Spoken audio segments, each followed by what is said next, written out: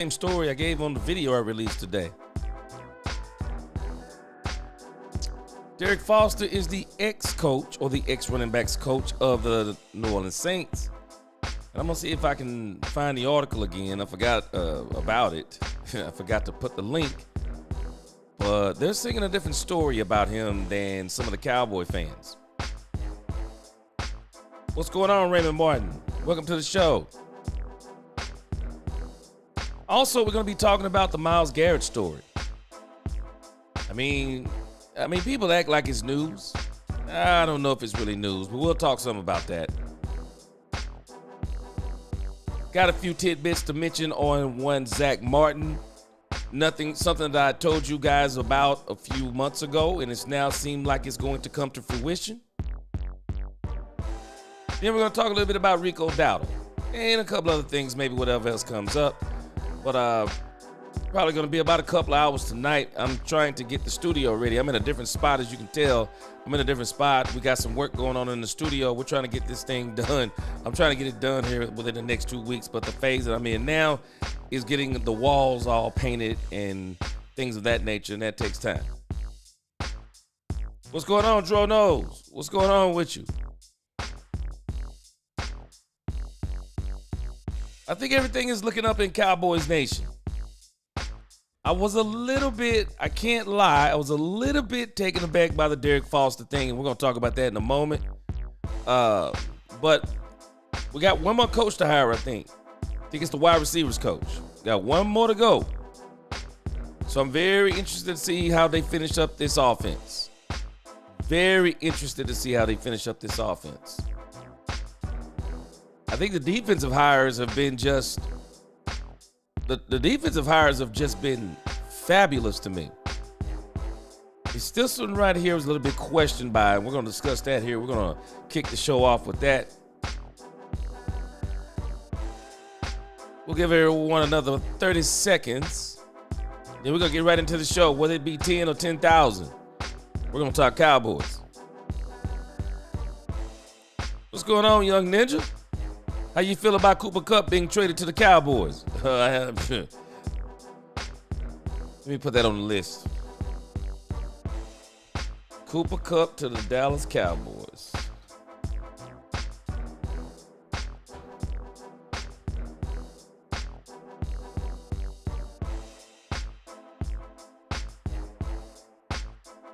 Now, hopefully, I'm sure you're talking hypothetically because sure it hasn't happened.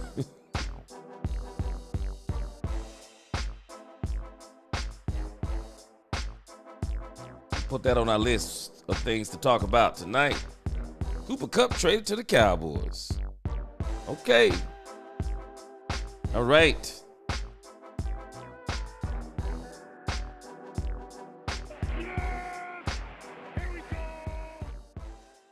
All right, let's get into this. Alex, what's going on with you? The Myles Garrett trade to the Cowboys doesn't sound too realistic to me. Sounds like fairy dust. Sound like fairy dust. But let's get into this story first about Derrick Foster, and then we'll move to Myles Garrett second. I can tell you this. I have nothing against one Derrick Foster. What's going on? Let's see. Vibe 52 Ain Boy G. What's going on? Yeah, I'm trying, man. I'm trying. Yes, sir. We're trying to get this thing going. We got a lot of good things going coming. We just got to get everything. Like I said, we getting all the aesthetics done right now. So we got some things coming, and yeah, I got some good announcements coming in the next couple of weeks. But y'all keep supporting me. I appreciate everybody. I was a little bit taken aback by the Derrick Foster hire. I was a little bit taken back by the Derrick Foster hire.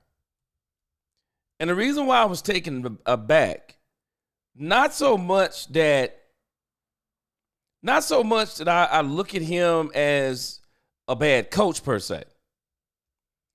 But where I'm kind of tripping is the candidates that they had, and I would like to know what happened with the candidates. Tashard Choice was a great, pun intended. Tashard Choice would have been a great choice. Tyrell, man, what's going on? I think the short choice would have been a great choice. So what happened with what happened with the short choice? Now I know what happened with the short choice. Let me stop playing like I don't know. What happened with the short choice is the Texas Longhorns decided they want to keep the short choice. I mean, that's what happened with the short choice. But it doesn't mean that the Cowboys couldn't have got him. It doesn't mean the Cowboys couldn't have got him. But it seems like to me the reason why they didn't get the short choice is they didn't want to spend the money. They didn't want to spend the money because the short choice, I think, makes somewhere around $700,000 to $750,000 as a running backs coach. That's a lot of money for a running backs coach in the NFL. He's making that in college. Nisi, what's going on with you? Good to see you tonight. So we got the short choice. And for me, Rashad Samples, I mean, he's making also respectively $650,000. And I think he's probably good at what he does too. But I would have loved to have had the short choice back in Dallas. I think the short choice would have been a great choice. But I think with the short choice, I think the Cowboys didn't want to get into a bidding war. I don't think they wanted to pay the money for the short choice. I think that's what happened with that. But I would have rather had the short choice. And the reason is, it's funny, when you look at how the media talks about the team and content creators talks about a certain team, I think you can get a good story or you can get how people feel in other markets by listening to their content creators, listening to their beat writers, and listen to what they say about guys on the way out the door. And so I went and looked at this thing on Derrick Foster. And I think this Derrick Foster story, even though you got some people, the Cowboys people, some of us were like, yeah, man, Derrick Foster. I mean, what are we talking about? Did we actually go back and do any research and see what did this guy look like last year? I mean, kind of what does he look like over his career? And the year that I'm in particularly looking at is his last season. What's going on, Big Dallas 8604? Dro knows. Oh man, you better believe he about to get a real good raise. Him and Samples are about to get a raise. I wanted the short choice in particular. I think he would have been great for the Cowboys, especially with the fact that I know we are about to go and get a couple of running backs. And seeing what he's done at Texas the last couple of years, oh man, I would have loved to have the short choice in Dallas. But I think Jerry Jones and Steven, when it came to the money, they probably said it was just a little too steep because they know in order to get him to leave college, you got to give him a raise. So I think they said it was too cheap. What's going on, C-Base in the crib? What's going on? There's a story on what's called the Saints Wire for anybody who hasn't watched the video I posted today. And I thought the Saints Wire had some very interesting comments about one Derrick Foster. Some very interesting comments. And they were not, it's not like they were sad that he was out the door. Not saying he's not going to do good here. But it don't seem like they were very sad when he walked out the door. I want you to see this article in case you hadn't seen the video I posted. Let me read Nisa's comment first. Let me see what she said. Did Tashard really want to come to Dallas or did what everyone else does and use the Cowboys name to run it up? Oh, man. Yeah, by the way, anyone can interview. Yeah. You know what? I don't know, Nisi, because I tell you what I heard. I heard Tashard Choice knocked the Dallas Cowboys socks off in the interview. That's what's being reported. They said he knocked the Cowboys socks off. And that's why I was like, okay, well, what's up? You know, if he really was all that, then why not bring him in? But I think Texas, I think it may be a combination of the two, Nisi. I think that he might have been seriously looking at coming. And then Texas said, we don't want to let you go. We're going to give you a raise to stay here. And I'm going to tell y'all something to me. I think when you're talking about coaches leaving college football, unless they have real aspirations of being a head coach in this league, the money you got to pay these guys, man, these college pockets are deep. I mean, I don't think we really understand how deep these college programs' pockets are, especially a program like Texas. They're paying a running backs coach $750,000 somewhere in there. What would it be? What would it be for them to say, okay, we'll pay you $850,000? What would it be? So he definitely got it ran up. I mean, I'm sure he's going to be making an $800,000 or better, and so he's not coming. And so the thing with Derrick Foster, I mean, when you talk about running backs, coach, I don't even know what the market looks like. You know, you start looking at some of these kind of positions, you know, like what does the market really look like? And it says here, this is from the Saints Wire. And that's why I think this is very interesting, the perspective they've given this on. They said it'll be a new look New Orleans Saints coaching staff in 2025. Nick Harris from the Fort Worth Star-Telegram reports that Dallas Cowboys are hiring running backs Derrick Foster. I think they meant to say running backs coach. Running backs coach Derrick Foster away from the Saints staff, where he held the same position in 2024. Before that, Foster spent 3 years coaching the Los Angeles Chargers in the same capacity. It said his time with the Chargers overlapped with Kellen Moore's, so it's a little surprising to see Foster moving on so soon. Moore is the favorite to be hired as a head coach after the Philadelphia Eagles compete in the Super Bowl 59. If Foster was a candidate to remain on staff under Moore, who can't communicate with the team again until after the Super Bowl, you'd think he would wait a week to see if he can stay in New Orleans. So maybe I could be just looking a little too deep into this. He overlapped with Kellen Moore with the Chargers. It sounds like unless Kellen Moore goes out here, I don't even think even if he messes it up on Sunday, I don't think he can mess it up. I think they want to go with Kellen Moore with the Saints. So why would he not want to stay on staff with one Kellen Moore? Why would he not want to stay on staff with one Kellen Moore? Is it that maybe Kellen Moore wouldn't want him, or he don't want to work with Kellen Moore? Sounds a little bit like, I mean, it's really got my spidey senses tingling like, what's up with him and Kellen Moore? Has he gotten rumor? I mean, or does he just want a change of scenery? I mean, the Saints were pretty bad. Even though they beat the brakes off us, they didn't do better than us. But he didn't want to stay there, knowing pretty much, I think the consensus is that Kellen Moore is going to be the New Orleans Saints coach. So he didn't even wait. He didn't even wait for the chips to fall.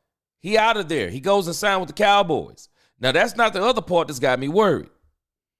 Then, when you look at what they're saying about him, look at this next sentence. It says, still, change was needed. Change was probably needed. Why? While Alvin Kamara turned in his best performance in years, the other Saints running backs were nothing to write home about. Jamal Williams averaged 11.7 rushing yards per game. Jordan Mims had 6.4 yards a game. Kendre Miller had 24.7 yards per game. And Clyde Edwards-Helaire had 23 yards. Did I say points? I meant yards. Yards per game, but wasn't re-signed after the season. So what do we think this is? So are we saying that Alvin Kamara was really the only good running back on the team and the rest of these guys were just below average and he couldn't really do anything with them? I mean, they had a bad team, but I mean, he's the running backs coach. Kamara had one of his best performances in years. Doesn't mean he was top tier. It says Kamara last made the Pro Bowl in 2021, but has seen increasingly heavy workload. So that could mean that maybe the guys around him aren't that good. He's seen the 7th most combined carries and catches from 2022 to 2024. They've been putting some work on Kamara, but ranks 4th in touches per game. The only players ahead of him are Saquon, 22.1, Josh Jacobs, 21.3, and Derrick Henry, 20.7. Someone needs to step up, and it'll fall on the next running backs coach to find them. I'm just reading between the lines here. I mean, they're basically saying he wasn't really that good of a running backs coach. I mean, that's what they're saying. I mean, even when it's mentioned about him being with the Chargers, you're not necessarily hearing how great he was with the Chargers. Now, if y'all know something different, let me know. But it sounds like to me, they're kind of like good riddance. It might be one of the reasons why he went ahead and left the team, because Kellen Moore was probably going to come in and say good riddance too. Kellen Moore was probably going to come in and say good riddance. So he's a young dude. I think he's, 38 years old? 38 years old. So I guess we'll see what he does with the Cowboys.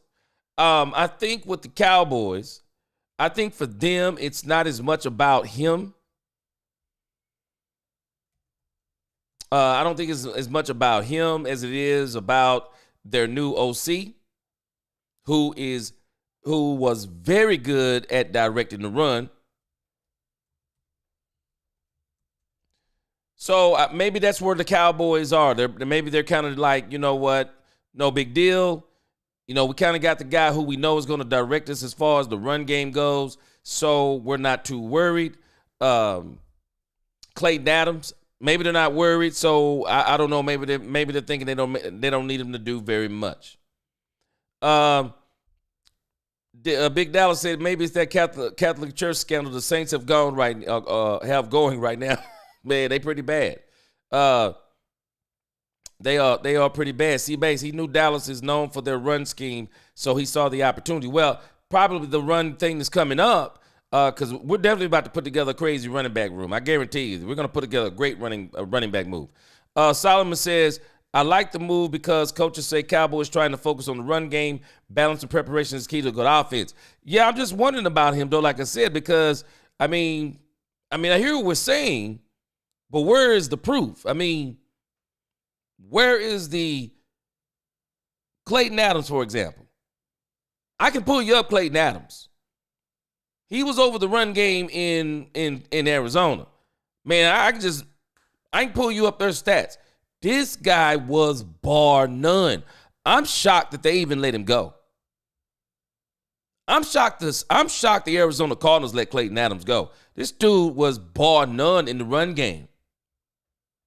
I mean, imagine, and that's why I say maybe for them, the issue with him is not that big of a deal, because they're probably saying that Clayton Adams is really going to be the man as far as really helping Shotty implement that run game. Because, man, you give Clayton Adams and Shotty, Genty, Marion Hampton, the Ohio State kids, a couple of these other guys coming out of this draft, they're going to be bar none. Cowboys going to have a bona fide run game. I guarantee you. They are going to have a bona fide run game. They're going to be really good. What's going on, Danny? They're going to be really good. They are. C-Bay says, does it seem like a lot of Shotty staff are younger than previous year's staff under McCarthy? No doubt. No doubt. They're going younger. And I'm going to tell you this. I'm still waiting on Jason Witten to show up on staff. He might not show up this year.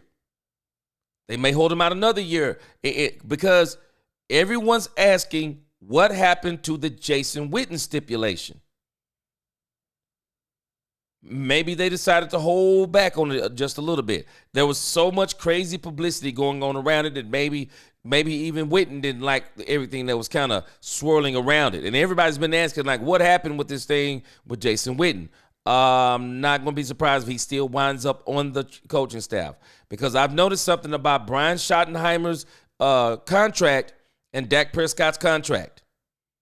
Brian Schottenheimer and Dak Prescott are tied at the hip. Brian Schottenheimer and Dak Prescott are tied at the hip. I don't find it to be strange. He got a 4-year contract. Dak Prescott, the Cowboys can get from under him in 3 or complete the deal in 4. They have the additional void years. They're going to kick the money down the road. So I do see Dak is probably going to do 4, barring some weird injury. So they may be setting up this young staff, minus Matt Eberflus. He's not a young chicken.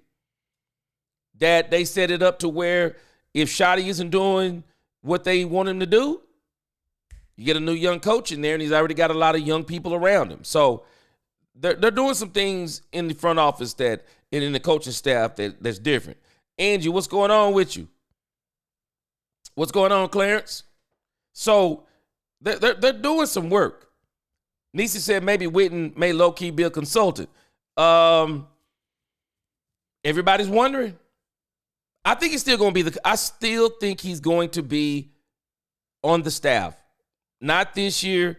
I think he'll be on the staff next year. Because what they're wanting to get him, Nisi, is the experience. Yeah, I wouldn't be surprised if he's in the wing somewhere and they're talking to Witten about various things. I wouldn't discount that. I think they really respect the mentality of Witten. I think they really respect the mentality of Witten. But again, I've said this before.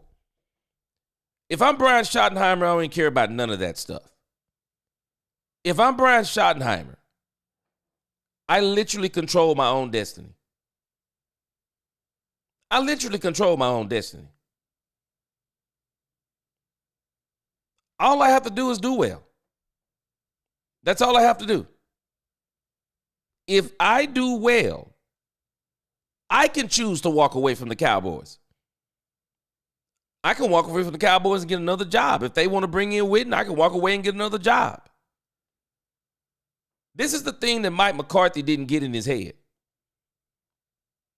Control what you can control. Don't worry about other folk. Don't worry about the fact that they've hired an ex-head coach who's been to a Super Bowl on the team. No, in actuality, you ought to be glad. Okay, I got a very good defensive coordinator. What can I do for all of us to be successful? Because at the end of the day, if we're all successful, even if they want to push me out, I get to go somewhere else and get another job.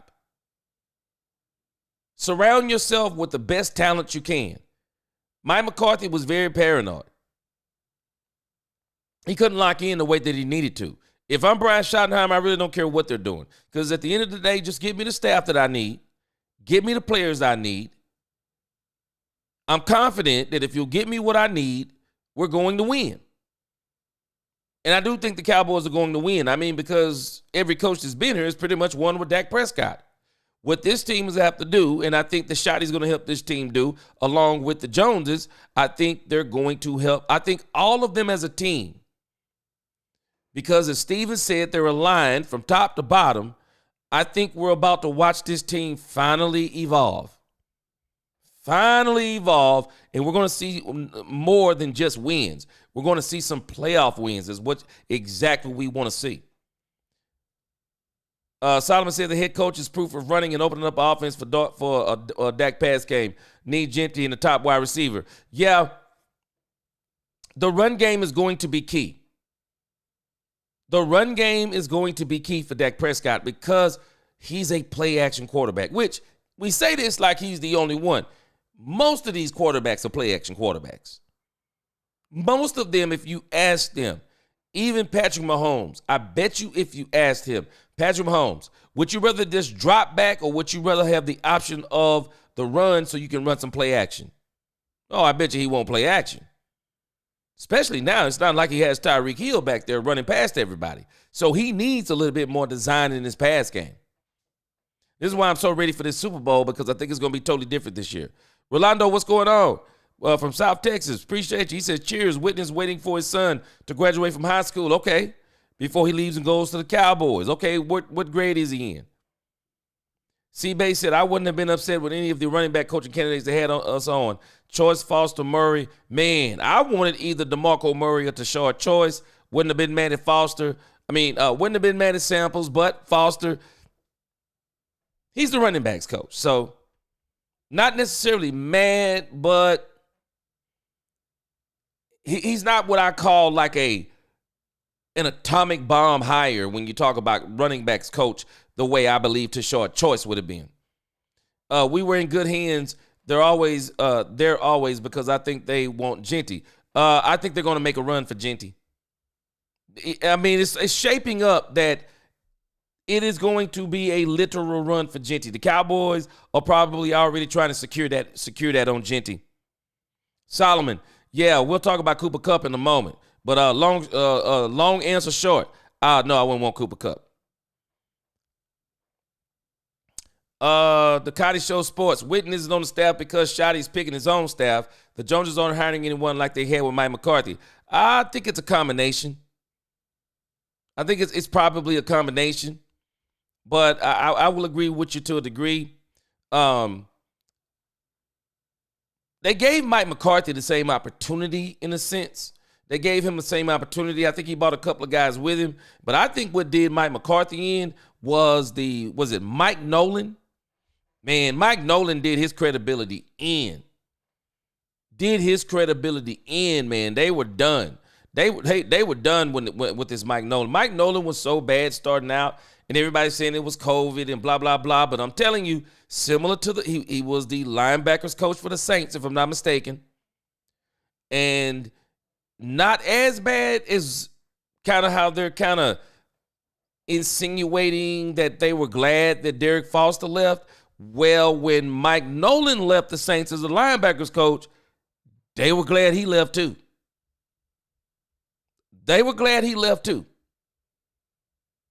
And I'm just saying. But, you think about running back. The one thing you typically don't have to worry about with running back, there is no position in football that is more NFL ready out of the box than a running back. Why? Because they just run the ball. That's what they do. All they have to do is learn the language. Okay, I know you want me to run left, but what's the language for me to run left? I know you want me to run right, but what's the language for me to run right? A gaps, B gaps. What's the language? That's all they're working. Once they learn the language, they go back to doing what they know how to do instinctively, run the ball. And running the ball translates so fast on the pro level. Because if you're just good at running the ball, there's nothing nobody can do. If you're quick, you come in and immediately you juke people out of the socks. You ripping up ACLs. If you quick and fast, you make an immediate impact on the team. You're hitting your head on the goalpost, and it's all she wrote. So any one of these running backs, I'm going to be giving my top 5 running backs for the Cowboys here in the next couple of days. But any one of these running backs that are in this draft, I'm telling y'all, don't get your hopes up on Genty. And what I mean by that is don't get your expectations up on Genty. Your hopes are one thing, but your expectations are another one. Genty could be gone before the Cowboys get him. You know how these drafts go. You think everything is going smooth. Okay, yep, everything's going pretty much how it's supposed to go. And then you get somebody out of the blue. Oh, they've traded out of the number 5 spot, or they've traded out of the number 6 spot. They traded out of the number 8 spot and disrupt the whole draft right when it's time to get to you. There may be somebody out there who's willing to trade up to get Genty. Because if we're saying he's a generational running back, calm down. I'm not going generational. When you're talking about generational, to me, you're talking about a dude like Derrick Henry, a freak of nature. Saquon Barkley is probably rewriting that whole narrative too. But when you talk about generational running backs, well, if he's generational in someone else's eyes, they may be willing to just jump right in ahead of okay, I'll tell you what we'll do. We'll give you this, if you'll give us your 10th or 11th pick. and everything changes. So don't get your expectations up on Genty. But just be rest assured. The other running backs in this draft, the top 10 backs in this draft, I'm telling you, you cannot go wrong probably with none of them. But if you want the 4-4 guys, there's at least 6 of them in this thing. And they're all home run hitters. So we're not going to have to worry if we don't get Genty. The main focus for the Cowboys have to be a run game. But if I'm telling you, if Genty is there, they're taking him. I know they're taking Genty if he's there. I know they're taking him. I believe it, G, because this isn't any of Jerry's guys. These are strangers to the Cowboys organization. I think it's a combination. Like I said, I do think it's a combination. I don't think Shotty's picking all these people. I think it's a combination. And really, I think some of it's logical. I mean, you think about Matt Eberflus. That's a logical pick. Why wouldn't you get him? I mean, he was probably the most logical pick for the Cowboys as it applied to that. The most logical pick. Now, some of these other guys, Clayton Adams, I could see maybe Clayton Adams, but I don't know. I know there's a couple of them that Shotty has crossed paths with, but I don't know. I can tell you this. I'm not going to just write this off as Shotty doing everything. I'm looking at this as, to me, it seems like the front office is just doing things differently in general. And I think they're on a mission. And I think other people are starting to say this too. The front office seems to be on a mission. And I'm telling you, they're doing exactly. I think this is bigger than Brian Schottenheimer and picking people. No, I think there's something else going on. The same thing I said if they would have hired Deion Sanders. When you get a first-year coach and you want to make sure he's successful, well, you insulate him.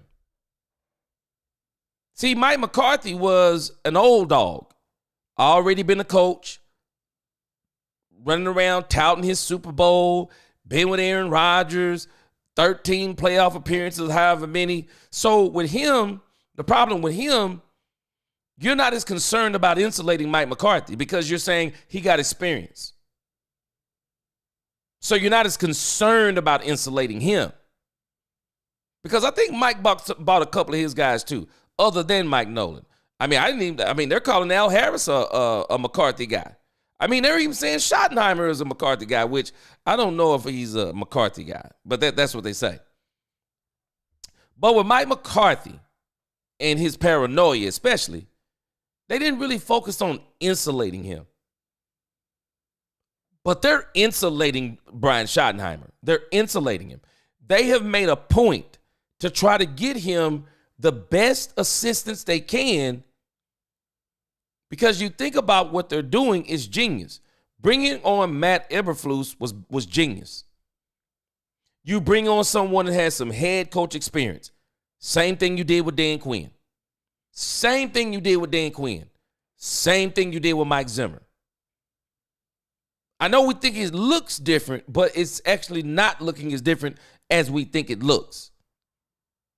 You bring on a very experienced defensive coordinator. Why? Because you don't want him worrying about that side of the ball whatsoever. None.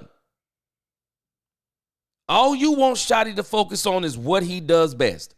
Communication, culture building, motivating. That's what you want him to work on. Offense, Dak Prescott, run game, play action pass game. That's what you want him focused on. But you go out and you get Eberflus for the same reason you got Zimmer, same reason you got Quinn. Mike McCarthy couldn't appreciate it. But Dan Quinn kind of helped him where he didn't have to worry about the defense. Mike Zimmer really helped him where he didn't have to worry about the defense, some things Zimmer was doing. And so now you get Matt. And so you're kind of looking at kind of like a replay, but a little bit more secure, especially for Schottenheimer, because he's a first-time coach. So you're really trying to get him, and this is why I was saying about Derrick Foster. When you look at all the moves that they've made, because I don't think Derrick Foster is a shoddy hire. I just don't think he is. When you look at the moves they've been making, for the most part, they've been trying to make like these moves like we got to do as much as we can to make sure Schottenheimer doesn't have to worry about anything but what we want him to do. So defensively, hands off. This is how the Cowboys build teams. I talked about this a few weeks ago. The Cowboys, in a sense, they kind of build two teams. They build a defensive team and an offensive team. Now, where they're saying about Schottenheimer, and I believe this part, this is the part about Schottenheimer I love.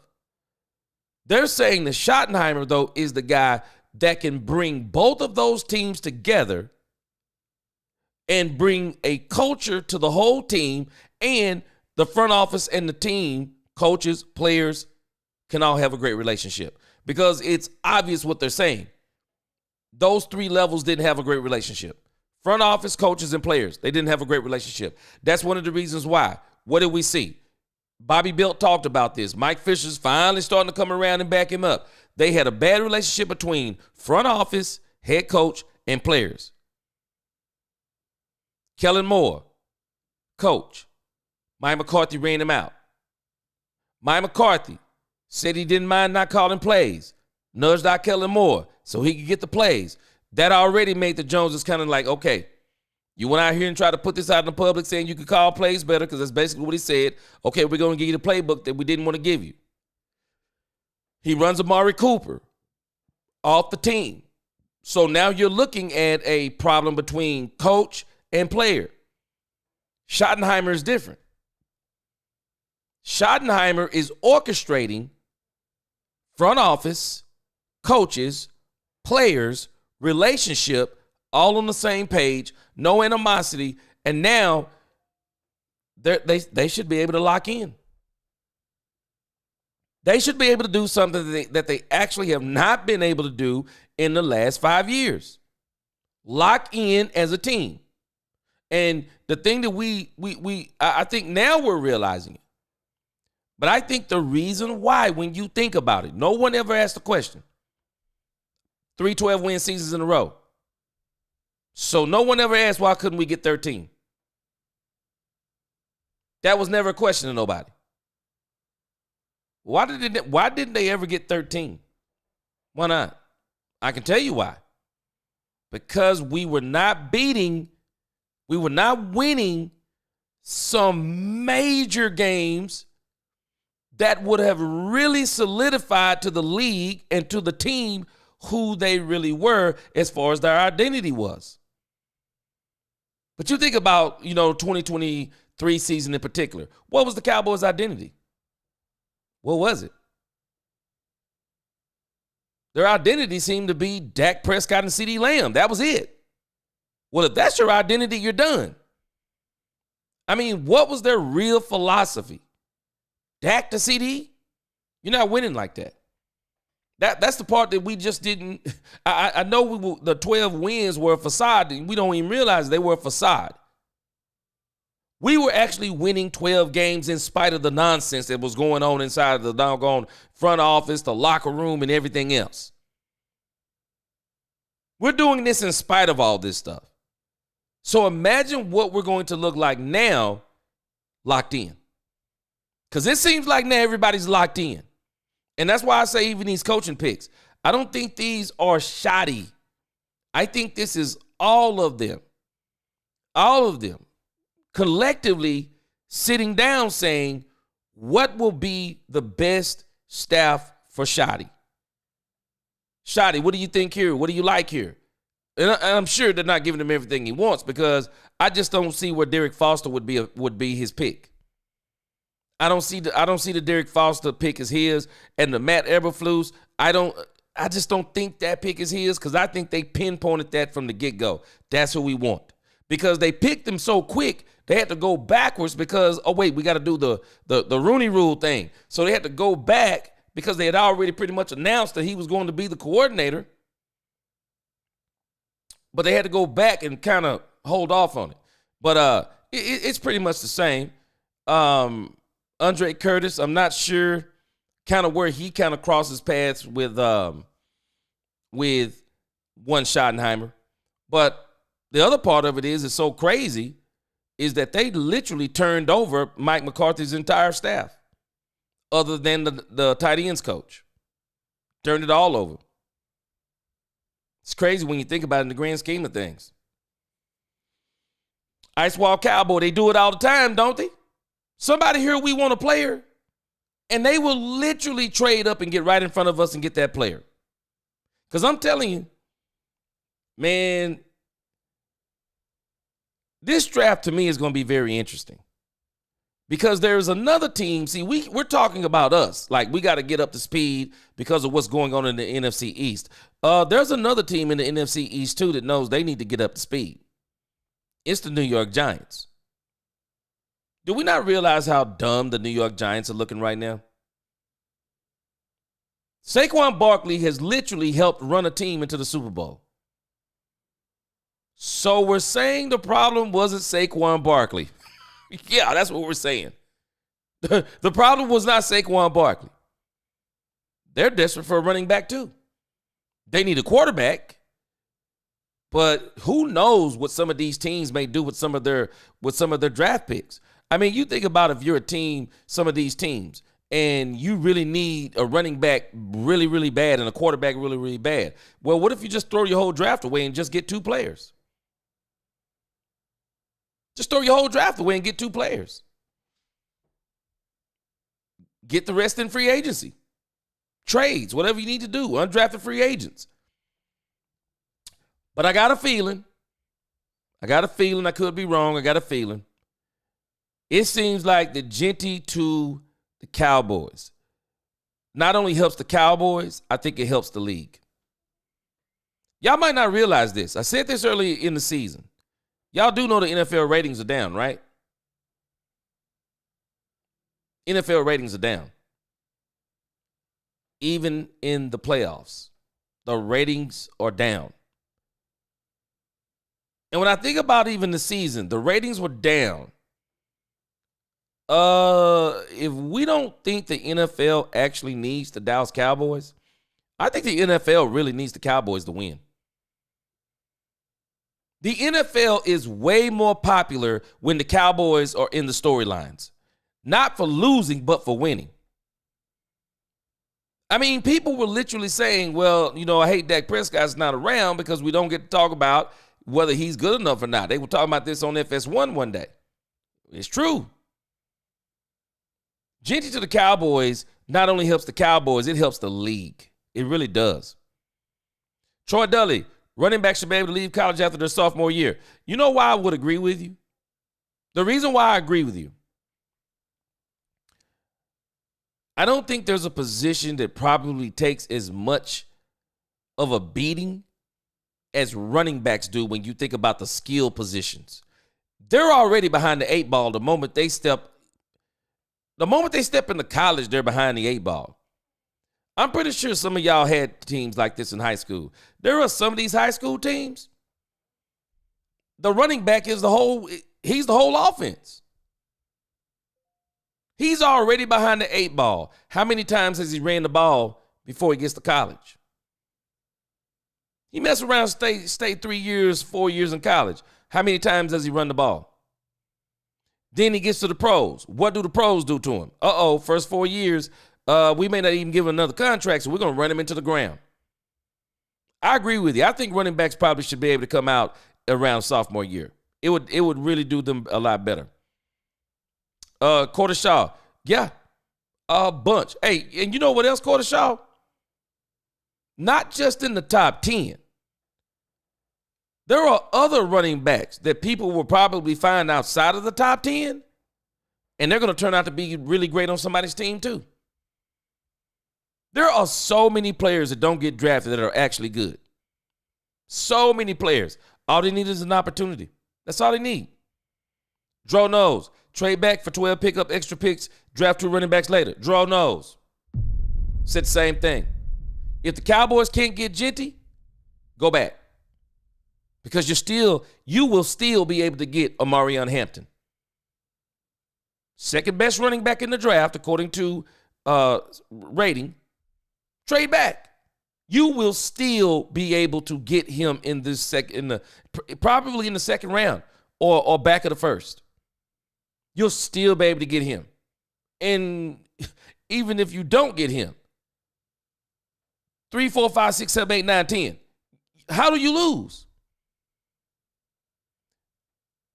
The only people that can mess this draft up for the Cowboys are the Cowboys. And they come in here and start drafting stuff that we didn't even expect them to draft. Okay, they get a punter in the second round. I mean, it's the only way they mess this up. It's the only way they mess this up. I think they could mess this up trying to get an offensive lineman in the first round.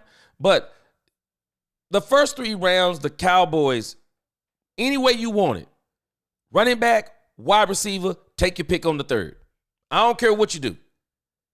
But your first 3 picks, 2 of the first 3 picks for the Cowboys, running back, wide receiver, have to be. Running back, wide receiver, there's no other way to do it. Freddie, what's going on, man? Good to see you. There's no other way to do it. Mike McCain, doesn't matter if they can run a 4-4 if they can't run routes. We got a bunch of players on our team that can run a 4-4, but they're all mediocre route runners. I don't know if we got anybody running 4-4s on this team. Kevontae Turpin, I mean, CeeDee Lamb's not no burner. Ryan Flanoy and I think Ryan Flanoy and Jonathan Minkins, Jonathan Mingo, they're 4-5 somewhere in there. And Tolbert, he's definitely. Let me think. Jalen Tolbert. Maybe Jalen Tolbert was pretty fast out of college. Jalen Tolbert has just underperformed. I'm just shocked that the Cowboys are even going to keep Jalen Tolbert around. He just has not lived up to speed. I mean, lived up to what we thought he could be. I mean, he's already proven that he can't be a third wide receiver. I mean, I'm sorry, he can't be a number 2 wide receiver. Just trying to see what his 40 time was. What do y'all think about Jalen Tolbert? I mean, the Cowboys had him as a 3rd rounder. Okay, he's a 4.49. He don't look like it. And you know why he probably doesn't look like it? It's one thing to run a 4.49. I'll give you a prime example. I've given this example before, Mike McCain. I appreciate that. I want to look at these other wide receivers too, because I'm thinking that he may be the only one that's like him and Turpin. I'm not sure about these other guys because I know CeeDee Lamb isn't a 4.4 guy. And I'd already looked at Ryan Flanoy.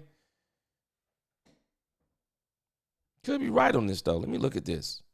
Let's make sure we're talking facts on this. I appreciate what you're saying here. They are mediocre route runners. I'll give you an example about this thing about speed versus quickness. So 2 of my sons could run track really well.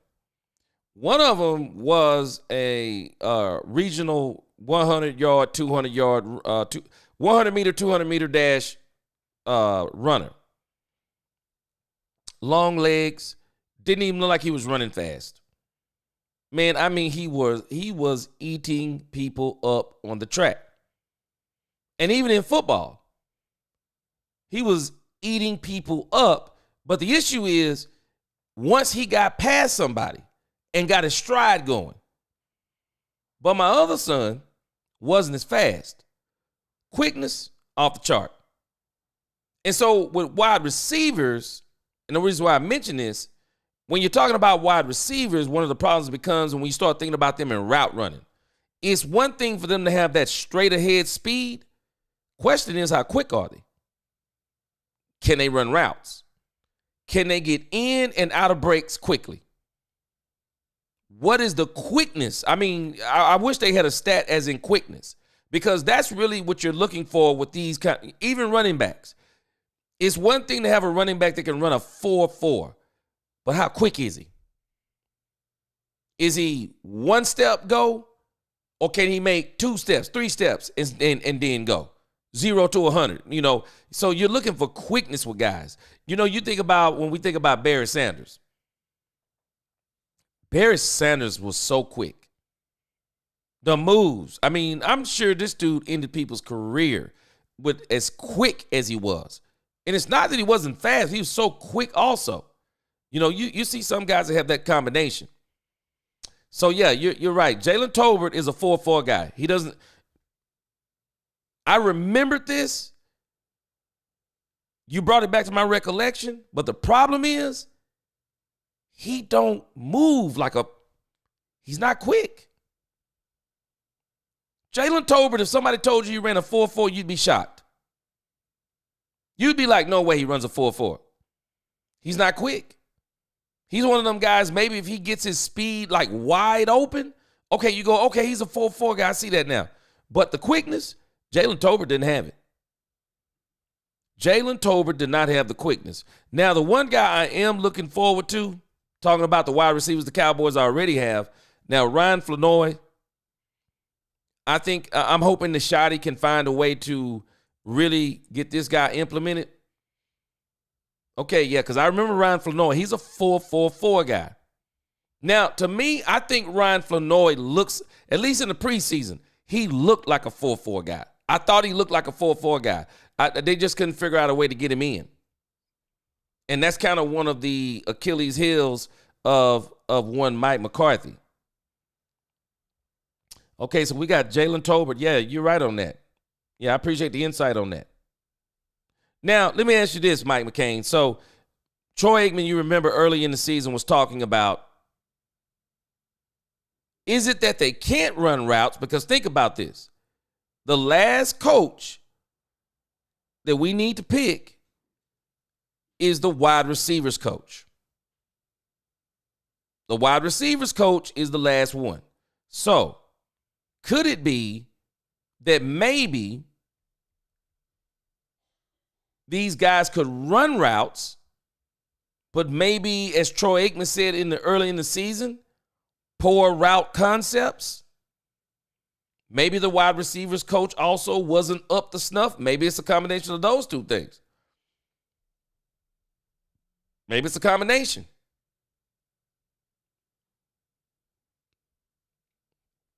Now, you know, it's strange, too.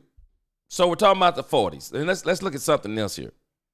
Because I think this is a key position that the Cowboys have got to get in the draft. They need another wide receiver. Because Tolbert, I don't care if Tolbert running a 4.29. It don't look like it. He don't look like it. He's not quick enough, it seems, to get separation. Maybe it's poor route concepts. Maybe there's something going on with the wide receivers coach. Ryan Flanoy. I'm thinking Ryan Flanoy may be also in the 6'1" area. I think Jonathan Mingo. I think Mingo is also similar. Let's see.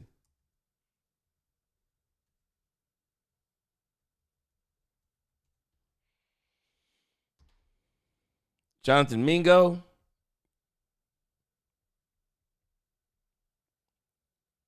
Now, it's funny that you're saying this because Mike McCain, I appreciate that. He said that he said it doesn't matter if they can run a 4-4. Now, to me, it does with the running backs. I'm sure you're not talking about the running backs. But you're talking about, in particular, I think you're talking about the wide receivers. We got a bunch of players on our team that can run a 4-4, but they're all mediocre route runners. So it makes me wonder about these guys who can all run these 4-4s. One, I think the problem is they're not quick. But I'm thinking about something that Jerry Jones said about Jonathan Mingo.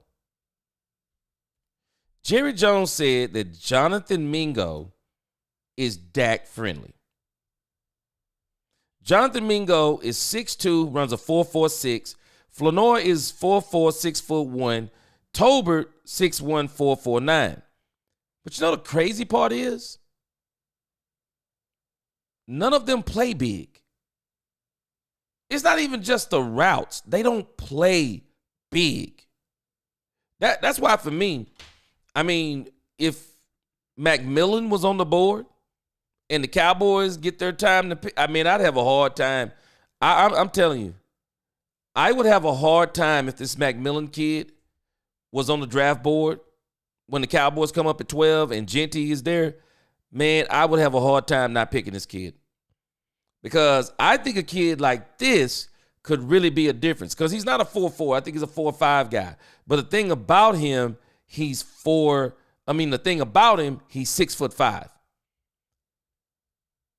He is an absolute monster, man. I've seen some of the tape on this McMillan kid. They're talking about he's going to the Carolina Panthers, but he's a 6'5" guy. And I think that's kind of what Dak Prescott needs. I think he needs a bigger, faster wide receiver rather than, man, it's crazy. These dudes 6'1", 6'2", they don't play like it. They just don't play like it. So I'm wondering what happens when we bring in.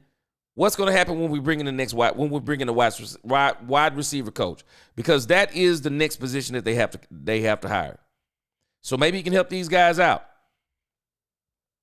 Dro knows Eberflus is going to work hard to prove himself as a coach.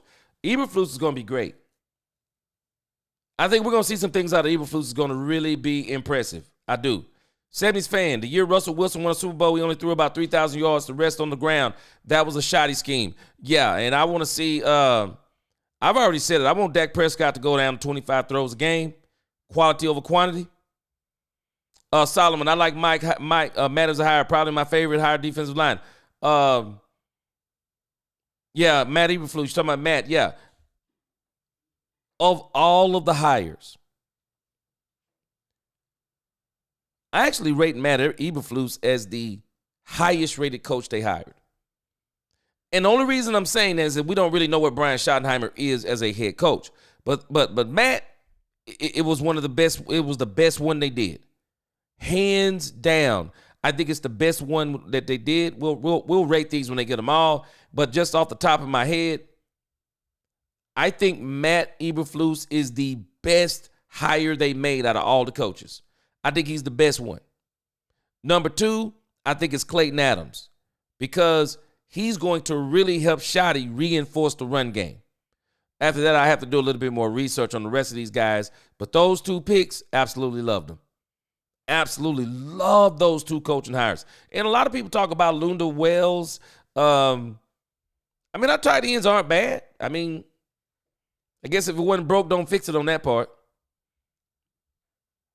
Freddie Morales, in my opinion, of Myles wanting to get traded to the boys, is just him using the boys' name to get a better deal from his present team or another team, that's all. You know what? They're saying that the odds are the Cowboys are going to get Myles Garrett in a trade. I am not even going to entertain this yet. I am not going to entertain this at all. Because, well, I put it like this. Let's move to Myles Garrett. We can circle the block if we need to on some of these other things. Back to, we were kind of talking about these wide receivers and things of that nature. We'll circle back if we need to. But Myles Garrett. Some people are saying that that the Baltimore Ravens may want him. But I don't think the Baltimore Ravens, if I'm the Cleveland Browns, there is one team that is not getting Myles Garrett. It is the Baltimore Ravens. Not only that, I'm not even trading Myles Garrett to an AFC team. Why in the world would I trade Myles Garrett to an AFC team? I'm trading Myles Garrett to an NFC team if possible. I'm not even thinking about an AFC team. Solomon, Jason Garrett coaches, Amari Cooper, but he had his guy just like they all do. Oh, they all gonna get, like I said, I've said this before, Solomon, they all get to bring a couple of the homeboys. Don't worry about that. They at least gonna give them a couple of their homeboys. Their homeboys kind of give them a little bit of comfortability, so they'll give them some of their homeboys. But you know the thing I like about Brian Schottenheimer? Brian, from what everyone is saying, Brian seems to be able to work in any room. And I think this is one of the things that the Cowboys liked about him. He can work inside of any room. That Arizona loss in 2023 cost us the number 1 seed.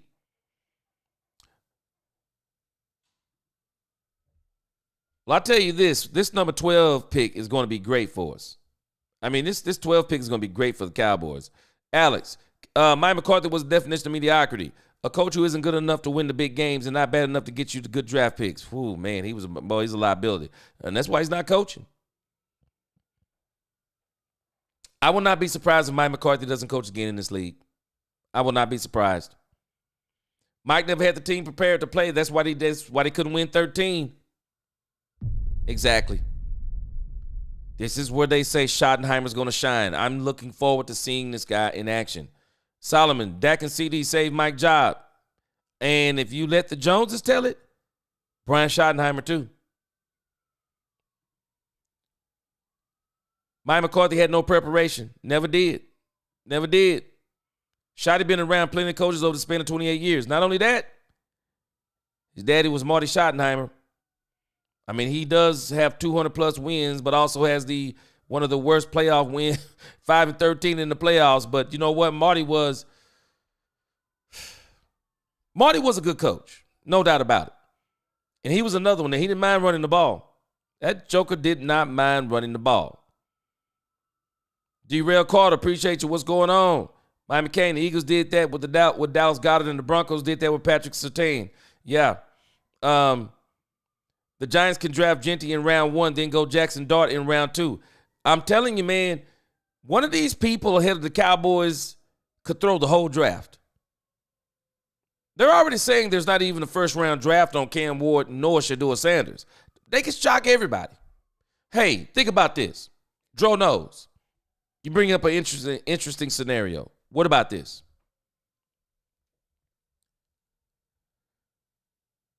Let's pull this up. Let me ask y'all this. You in particular, Dro knows. Everybody else, y'all chime in. Let me ask you a question. You're the New York Giants. There is not a number 1 grade on Shedeur Sanders or Cam Ward. You're the New York Giants. What if you shocked everybody in the draft? What if you, instead of getting Shedeur Sanders, what if you go get Sam Darnold?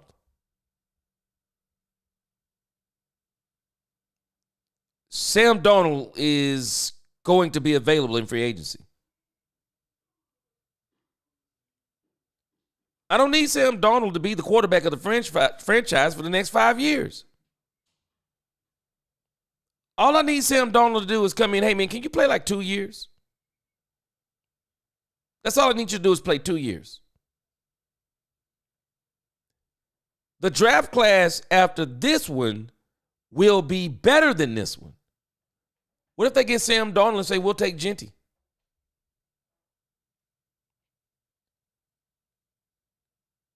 What if the Tennessee Titans did the same thing? Maybe they go and get Sam Darnold. I mean, some of these teams, I mean, if I had the franchise, I would really be questioning, do I really want to make the investment in Shedeur Sanders and Cam Ward? Because you're going to have to build a team around them either way. Or could you say, if Ashton Genty is generational, so you'd rather have Cam Ward over Ashton Genty when you could get Ashton Genty, bring in Sam Darnold, and then if it doesn't go well, you're even further up in the draft the following year, and when is Arch Manning coming out? When is he coming out? I think it's what, the next, after this season? When is he coming out? You could really shake this entire draft up just by doing something like that. Man, the way people are talking about Genty, I hope he makes it to the Cowboys. I'm honest. I'll be honest with you. I hope he makes it to the Cowboys. He wants to play here. He seems to be a very good back. I'm still concerned about him being at Boise State. Only being at Boise State. What's going on, 70s fan? How did you become a member? Hit that join button. It'll take you through the rest. Mike McCain, they need the Cowboys, but they don't care because they keep cheating with the officials, so they lose. Take Francis to death catch. That was the best chance of winning a chip and got cheated. Boy. They need the Cowboys to win bad. I really think they do. Players should play in college till at least their junior year. You know what? I agree with you, Fred, except for the running backs. Running backs are ready. I guarantee you. Running backs, 2 years, they're ready. By the second year, they pretty much get their football body. They're ready. They are literally ready. I believe they're ready. Kevin Edwards, you're right. The Cowboys are the story. They should talk more about the Super Bowl teams. Yeah, they need the Cowboys to win because the league is boring without the Cowboys. It is. Alex, I said the same thing. A lot of people say they don't think that the 49ers will take Genty. I wouldn't be surprised if they did because I'm telling you, man, Christian McCaffrey, I think he's on his last legs. I do. I think he's on his last legs. Solomon says people can hate other teams like they hate the Cowboys, and people can love other teams like we love the Cowboys. Man, my uncle told me when I was growing up, and I never understood until I got grown up. He said the Cowboys are the only team that you either love them or hate them. There's no in between. You rarely talk to a person. You can talk to a person about the Kansas City Chiefs, and you go, hey, what do you think? Who's going to win this week, Chiefs or the Eagles? Oh, I don't have no dog in the fight. It don't matter to me either way. Mention the Dallas Cowboys. Oh, I hate the Cowboys. My uncle, I had an uncle used to, my father-in-law. My father-in-law used to watch the Cowboys just to hope they lose. So he could mess with the guys at his job and brag about the Cowboys losing. This is the Dallas Cowboys. You either love them or hate them. There's no in between. And that's why they're so good for this league. They are. And I do think this league needs them to win. Somebody got a super chat here. Let's see what's going on here. Brandon, what's going on? Brandon Dat, $1.99 super chat. Appreciate you. Guyton gave Myles a tough time week 1, though. Brandon, where did that team go? Where did the team that beat the Cleveland Browns? Where'd they go? We beat the Cleveland Browns like a drum. Where did the team go? Man, it was all downhill after that doggone Cleveland Browns loss. Cleveland Browns win. And you know the thing with Guyton? I think Myles Garrett tried to speed rush him and power rush him. Dude, Guyton got a little strength on him. Problem is he ain't got quick feet. He can't be left tackle. If he play left tackle, somebody getting killed. He's not good enough to play. He's not good enough to play left tackle. His feet not quick enough. Yeah, Jack Beck. Yeah, I keep hearing about this guy. Jack Beck. I don't see him on the list, but a lot of people, you're not the only person. Someone else turned me on to Jack Beck. Y'all saying this kid is an absolute monster, boy. Let me see what he looks like here. 6'1", 214. Got an 8 prospect. He looks good. From what everybody's saying, you guys been screaming all about him. We'll see. But he's another one of these guys. I just wonder. I would want a little bit bigger receiver. It says here he's 6'2", so I guess it depends on what you're looking at. Man, I'm telling you, this McMillan kid is 6'5". What do you think about this guy of Egbuka? This guy from Ohio State is nice too. I've been screaming him. I'm gonna definitely, when I do my top 20. My top 5 wide receivers for the Cowboys. I'll look at this guy too. But this guy McMillan, of course, he's number 1. But I got Egbuka at number 2. I would love to have Emeka Egbuka. I think is how you pronounce his name. But if not, forgive me for butchering it. But this guy, man, they say this guy is just an all-around great wide receiver. All around. I would love to have this guy from Ohio State. I really would. Let's see here. Brandon Dat, McMillan is a beast. Man, I'm telling you. If that dude was there, I'm gonna have to get him. I think Mike Evans went at number 8. Mike Evans is an absolute beast. Flournoy is a taller Gallup. I really want them to I really would like the Cowboys to give Flournoy a lot more time this year. I'm wondering what's going to happen with Jonathan Mingo. I hope Jonathan Mingo can prove us all wrong because he didn't look like nothing with Cooper Rush, of course. Front office, it's not their talent, it's their attitude. Don't have no attitude. CeeDee Lamb. You know what? I think this is another place where Brian Schottenheimer is going to help fix the team. I think it's going to help fix the team. The attitudes, I think it's going to really help. Carl Brown, could it have been coaching that these wide receivers weren't getting over? That's why I was wondering. Who's going to be the next wide receivers coach? It's going to be pivotal. You know, when you start talking about position coaches and stuff like that, you know, it's kind of like, okay, well, who's available? Unless you go get one, let me see. Unless you just go get one off of somebody's team. But the Dallas Cowboys need a really good wide receiver coach. It's obvious. It's obvious. Because I think the Cowboys, to me, it seemed like they've always, ever since, I mean, Michael Irvin's the best that I can remember in the modern times. Dez was a raw beast. They never developed him, though. They never developed him. I mean, people say stuff like, well, he couldn't run any routes, and they were saying all this kind of stuff about Dez Bryant. But I just wonder about who was, the wide receivers coach. Like, it's like they didn't work with him or something. I don't know. But when you think about Dez made a living on the slant and the jump balls. They didn't turn him into a route runner. And I think there was a misconception about Dez Bryant that people act like he couldn't do all those things, but I think he could have done it. Maybe it was a poor wide receivers coach. Kevin Edwards, Dak needs a receiver with a Dez Bryant mentality. Well, you just mentioned him. Yep, a Dez Bryant mentality. Lamb is soft. He hates physical play. He's just a finesse receiver. He's a great yak receiver, though. Y'all have to catch. Man, CD's slippery. CD is very slippery. But, yeah, you need a more physical. Now you need the other wide receiver to be more physical. This is one of the reasons why I like to get McMillan or this kid, Igbuka, from Ohio State. Yeah, you talking about CD. Yeah, CD's a finesse receiver, but he is tough, too. I give him that. Mike said, us as Cowboys fans need to not do this to ourselves.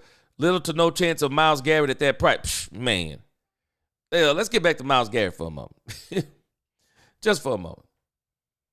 Yeah, they're not getting Myles Garrett. They're just not getting Myles Garrett. I don't think there's any way the Cowboys get Myles Garrett. And the question is, to me, Myles Garrett is not the player for a team that's recalibrating. Myles Garrett is the player you get on the team that says, all we need is one more player. Baltimore Ravens. The Baltimore Ravens. If I'm the Baltimore Ravens, Myles Garrett. I'm going to tell you another scary thought. Dan Quinn has $77 million under the cap. Some say 90. So somewhere in there, he has $77 million and $90 million. I believe Dan Quinn is going to make a run at Osa Odigizua. We talking about Myles Garrett.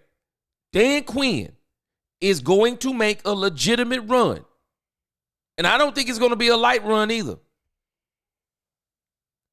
Niecy talked about it early in the season. This dude, Dan Quinn, man, he tried to get every Dallas Cowboy player he could get. Every Dallas Cowboy player he could get, he tried to take him with him. And I guarantee you, Dan Quinn salivated at Osa Odigizua. Salivating. And the question for us as the Cowboys, do we want to turn Osa Odigizua into a $100 million defensive tackle? Do we want to pay him that kind of money? Because the $100 million in salary cap space that the Cowboys are going to have once they flip the switch on Dak Prescott's contract, because it's already built in. Once they flip the switch on CeeDee Lamb, it's already built in. Once they extend Micah Parsons, they're going to save money. Once they do some of the things they're going to do with Terrence Steele, they'll probably cut both of the safeties or one of them. They're going to accumulate $100 million in salary cap space. And everybody wants them to play in free agency. Well, some of that money is going to have to be to put the players back on the team that they're letting go, because they're going to let go of a lot of free agents again. So if you're going to sign Osa Odigizua, are you going to sign Jordan Lewis? What other players are you considering bringing back on the free agent list? Who are you going to bring back? Some of the restricted. You're going to have to up their tender. So what are you going to do? Do the Cowboys? Stephen Jones said Osa is a priority. I got news for us. Osa is going to be a priority for Dan Quinn. I guarantee you. Osa Odigizua is going to be a prime candidate for Dan Quinn. And I'm saying all that to say this. Dan Quinn has enough control and he has enough salary cap space. What if Dan Quinn said, I want Myles Garrett and Osa Odigizua? What if he goes after both of them? Because he can. He could literally go after both of them. Could you imagine Osa Odigizua and Myles Garrett on the same line? It would be literal insanity. The NFL would have to outlaw it. It would be literal insanity to have both of them on the same squad. And I'm telling you, it won't shock me if Dan Quinn does it. The one problem that Dan Quinn has had is stopping the run.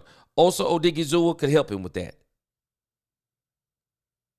Also, the NFC is showing us something else. You're gonna need a strong pass rush. Philadelphia Eagles got a very good pass rush. So if you want a good pass rush, go get Myles Garrett. You made it to the NFC Championship game. Go get Myles Garrett. You want to beat the Philadelphia Eagles? Go get Myles Garrett and Osa Odigizua. The Cowboys in a predicament. Y'all tell me in the chat what you think. We talking about Myles Garrett. We still got to worry about Osa Odigizua. I'm telling y'all, Dan Quinn's coming after. Dan Quinn coming after Osa Odigizua. He is an unrestricted free agent. The only way Osa comes back to the Cowboys is if they're the highest bidder. I don't think it's only going to be the Washington Commanders trying to get Osa Odigizua service. Pro Football Focus has him ranked as the second best defensive tackle in the league. Do we make him into a $100 million man? Y'all tell me in the chat. Let me see if I can catch up. Okay, Tyrell, he said the only team I see taking him is the Bears. Talking about, you talking about Myles Garrett? The Raiders will take him by number 6. Oh, okay. You're talking about Genty. The Raiders will take him by number 6 if he doesn't go higher. Ron, I think the Raiders are targeting a quarterback, bro. I really do. Tyrell, let me ask you a question. What quarterback in this league? In this draft. Everyone is saying that even Cam and Shador are not first-round grades. So, Cam Ward, Shador. I'm just telling y'all about me. Maybe you could call me crazy, but I'm just telling you about me. And let me bring this up before I say this.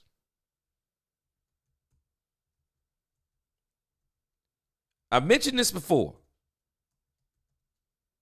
But with this draft, the way it is with quarterbacks, and everyone's saying that these are not first-round rated quarterbacks.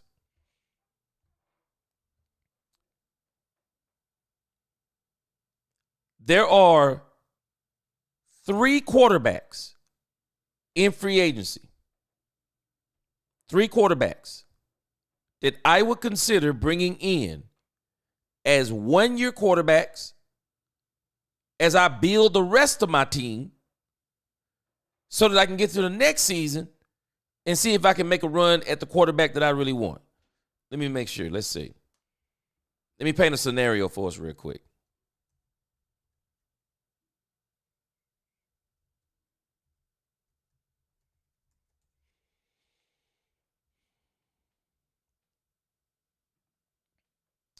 So, Arch Manning is going to be eligible for the 2026 NFL Draft. And I will not be surprised if Arch Manning enters the NFL 2026 Draft. So if I'm one of these teams that need a quarterback, there are 3 quarterbacks on this list that I would literally consider as a 1-year quarterback. And maybe, no, when I look at it, there's 2. Sam Darnold is at the top of my list. I would bring in Sam Darnold. Why waste a pick on one of these quarterbacks? If I'm the Raiders, if I really want a quarterback, I'm not getting a quarterback in this draft, I'll bring in Sam Darnold. If I'm Tom Brady, I would be telling the Raiders right now, we're going to get Sam Darnold. And our goal is going to be to get Peyton Manning's son. That's our goal. We want Arch Manning. I bring in Sam Darnold. One other quarterback I would consider bringing in. I would consider bringing in Marcus Mariota. He's good enough to where he can make you competitive, but you're probably not going to win 12, 11, 10 games with him. I would even probably take a chance on maybe Jameis Winston. He'll keep it competitive. He's not going to win 9, 10, 11, 12 games. He probably will get you exactly where you want to get, in position to get Arch Manning. But whoever picks a quarterback this year, they're out of the sweepstakes. Unless their quarterback just does absolutely terrible. But I don't think you're going to get a Shedeur Sanders, and you're not going to say let's put players around him, because I do think that Shedeur Sanders, once he gets players around him, I think Shedeur Sanders is going to be good. I think he's going to be absolutely great. I think he does some great things with his arm. I think it'll be great. Kelvin Bryant says if we don't get him, Hamilton's next in line. He's the one I want. Genty is the dream. Reality, Omarion Hampton. I just don't think the fall off. I just don't think there's a big fall off getting Omarion Hampton. I don't. I think your run game is going to be just as good if you get Hampton. I do. Derek Dooley, man, they talk bad about that. Okay, if it's Derek Dooley, I think he was the one. They talk bad about that dude. Solomon, yeah. Yeah, looking back on it now that I know some stuff that I know, yeah, Dez got blackballed for sure. Front office, attitudes is show no love to your opponent. Boy, I'm the same way. I used to tell my sons, I didn't care how sorry the team was they was playing. I told them, I said, play them jokers, man, like they're a championship team. You make up stuff if you have to. You go out there and beat the brakes off of them. Mike McCain, do you see the betting odds of getting Myles Garrett? Man, the betting odds keep saying that the Cowboys are the favorite. At least that's what people have been saying. It says the Commanders are first and the Cowboys are second. Yeah, they've been saying they're the favorite. The Cowboys fans will lose their mind if the Commanders end up getting him. Believe that. Mike McCain, I'm trying to tell you. Someone may think the scenario that I'm painting is crazy. I'm not going to be shocked if Dan Quinn doesn't try to go after Myles Garrett and Osa Odigizua. Dan Quinn wants Osa Odigizua, I'm telling you. Dan Quinn is salivating. He wants Osa Odigizua. He is a part of the success of Osa Odigizua. He wants him. And I guarantee he's going to make a run for him. Like I said, we're talking about Myles Garrett. We got to figure out how. We got to decide if we're going to turn Osa Odigizua into a $100 million man. We got to make that decision. Ron said, I don't like the Cowboys O-line either. Very pedestrian. I think they got the offensive line and just got to figure out the combination of it. And I think maybe I would try to bring in one more piece. I think they need a bona fide left tackle. bona fide left tackle. I think they might need to go get that in free agency. Everything Dez accomplished was pure raw talent. Man, Dez was a beast. That dude, Dez, is different. Man, I'm telling y'all, though, go look some tape up on Dez Bryant's son. Dez Bryant is doing things for his son that never got done for him. Dez was so talented. Dez didn't do all that football camp stuff. I'm pretty sure he did some, but not how these guys do today. Man, Dez got his son doing this stuff today. Man, Dez's son, man, I see some tape on this dude, son. He's nasty. Brandon Dat, Witten wide receiver coach. We're going to see. It's the last spot open. It's the last spot open. We're going to see.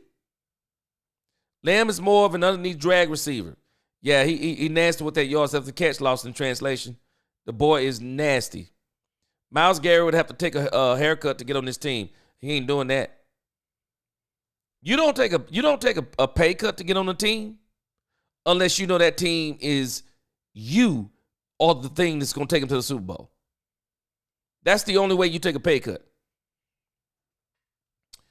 And I saw where some people talking about Kansas City. I don't see Kansas City doing it. They already got Chris Long, very high paid. I think it's going to probably be a team in the NFC because if I'm the Cleveland Browns, I'm not trading him to the AFC. I'm trading him to the NFC. I'm going to give him to an NFC team. And I'm pretty sure they're probably going to try to do him some favors. They'll probably try to trade him to a contender. And if you think about the contenders in the NFC, Commanders, and people view the Cowboys as not being far off, so it would be the Cowboys. Those would really, Detroit Lions. Detroit Lions, they're in the running too. And they're probably more in the running than we are. I mean, I'm telling you, we got our own issues. We got to figure out how we're going to sign Oso. I mean, I know we can do it. But once we sign Oso Digizua and you make him $100 million man, if you make him somewhere around there, you're not even going to blink at Myles Garrett. You're just not going to do it. Yeah, Ron, I'm telling you, the one weakness that the Commanders know they have is defense. So I'm not going to be surprised to try to go for both of them. The Commanders have Allen, Payne, and Newton. Also will get the franchise tag this year. And so the question is, Ultra Cowboy, do we want to start playing these games with Oso Digizua? Do we really want to start playing the franchise tag game? Because he's still, if I'm not mistaken, he's still going to take a huge chunk out of that money. He's still going to take a huge chunk out of that money if you franchise tag him. So do you really want to do that?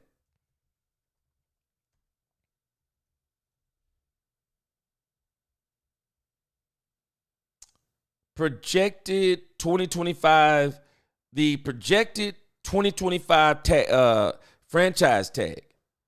Man, let's pull these up.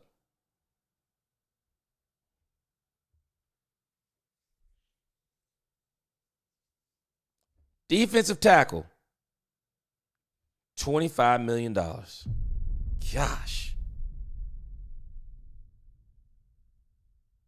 It's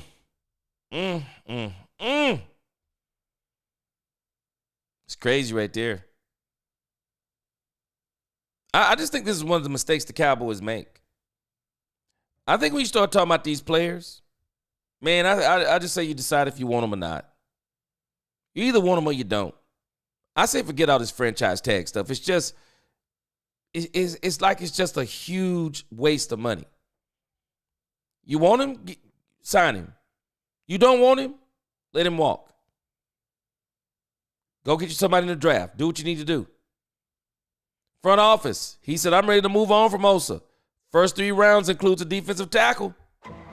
Front office, I say this, you don't want him, let him walk.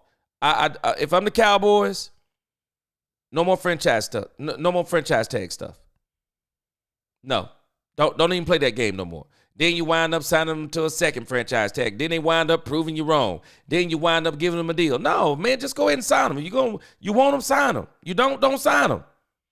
Jay Recruiter, Also not worth it. He disappears in the second half of the season, but for this past season. I feel you. Can you keep Osa and kick him out to defensive end since he's a good pass rusher? And that's the crazy part. How do you be a defensive tackle? You can't. You're better at pass rushing than stopping the run. So do you make a guy, and watch this, not the same but similar. A lot of people don't realize it. This was actually the Luka Doncic argument. This was the Luka Doncic argument. Do you pay a 25-year-old superior scorer, superior offensive player, but lackluster, conditioned, lackluster defense? Do you sign him to a 5-year, $350 million deal? Because once you sign that deal, y'all are linked at the hip. So he misses 25 games this year. He's already missed something like 20-something games. So he misses 40 games the year after that. He misses another 30 the year after that. I mean, so are you willing to make that commitment when you see this trend? Also, Odigizua we're not saying he's been injured. But as Osa Odigizua, has he been so dominant that you're giving him Chris Long money? You giving him Chris Long money?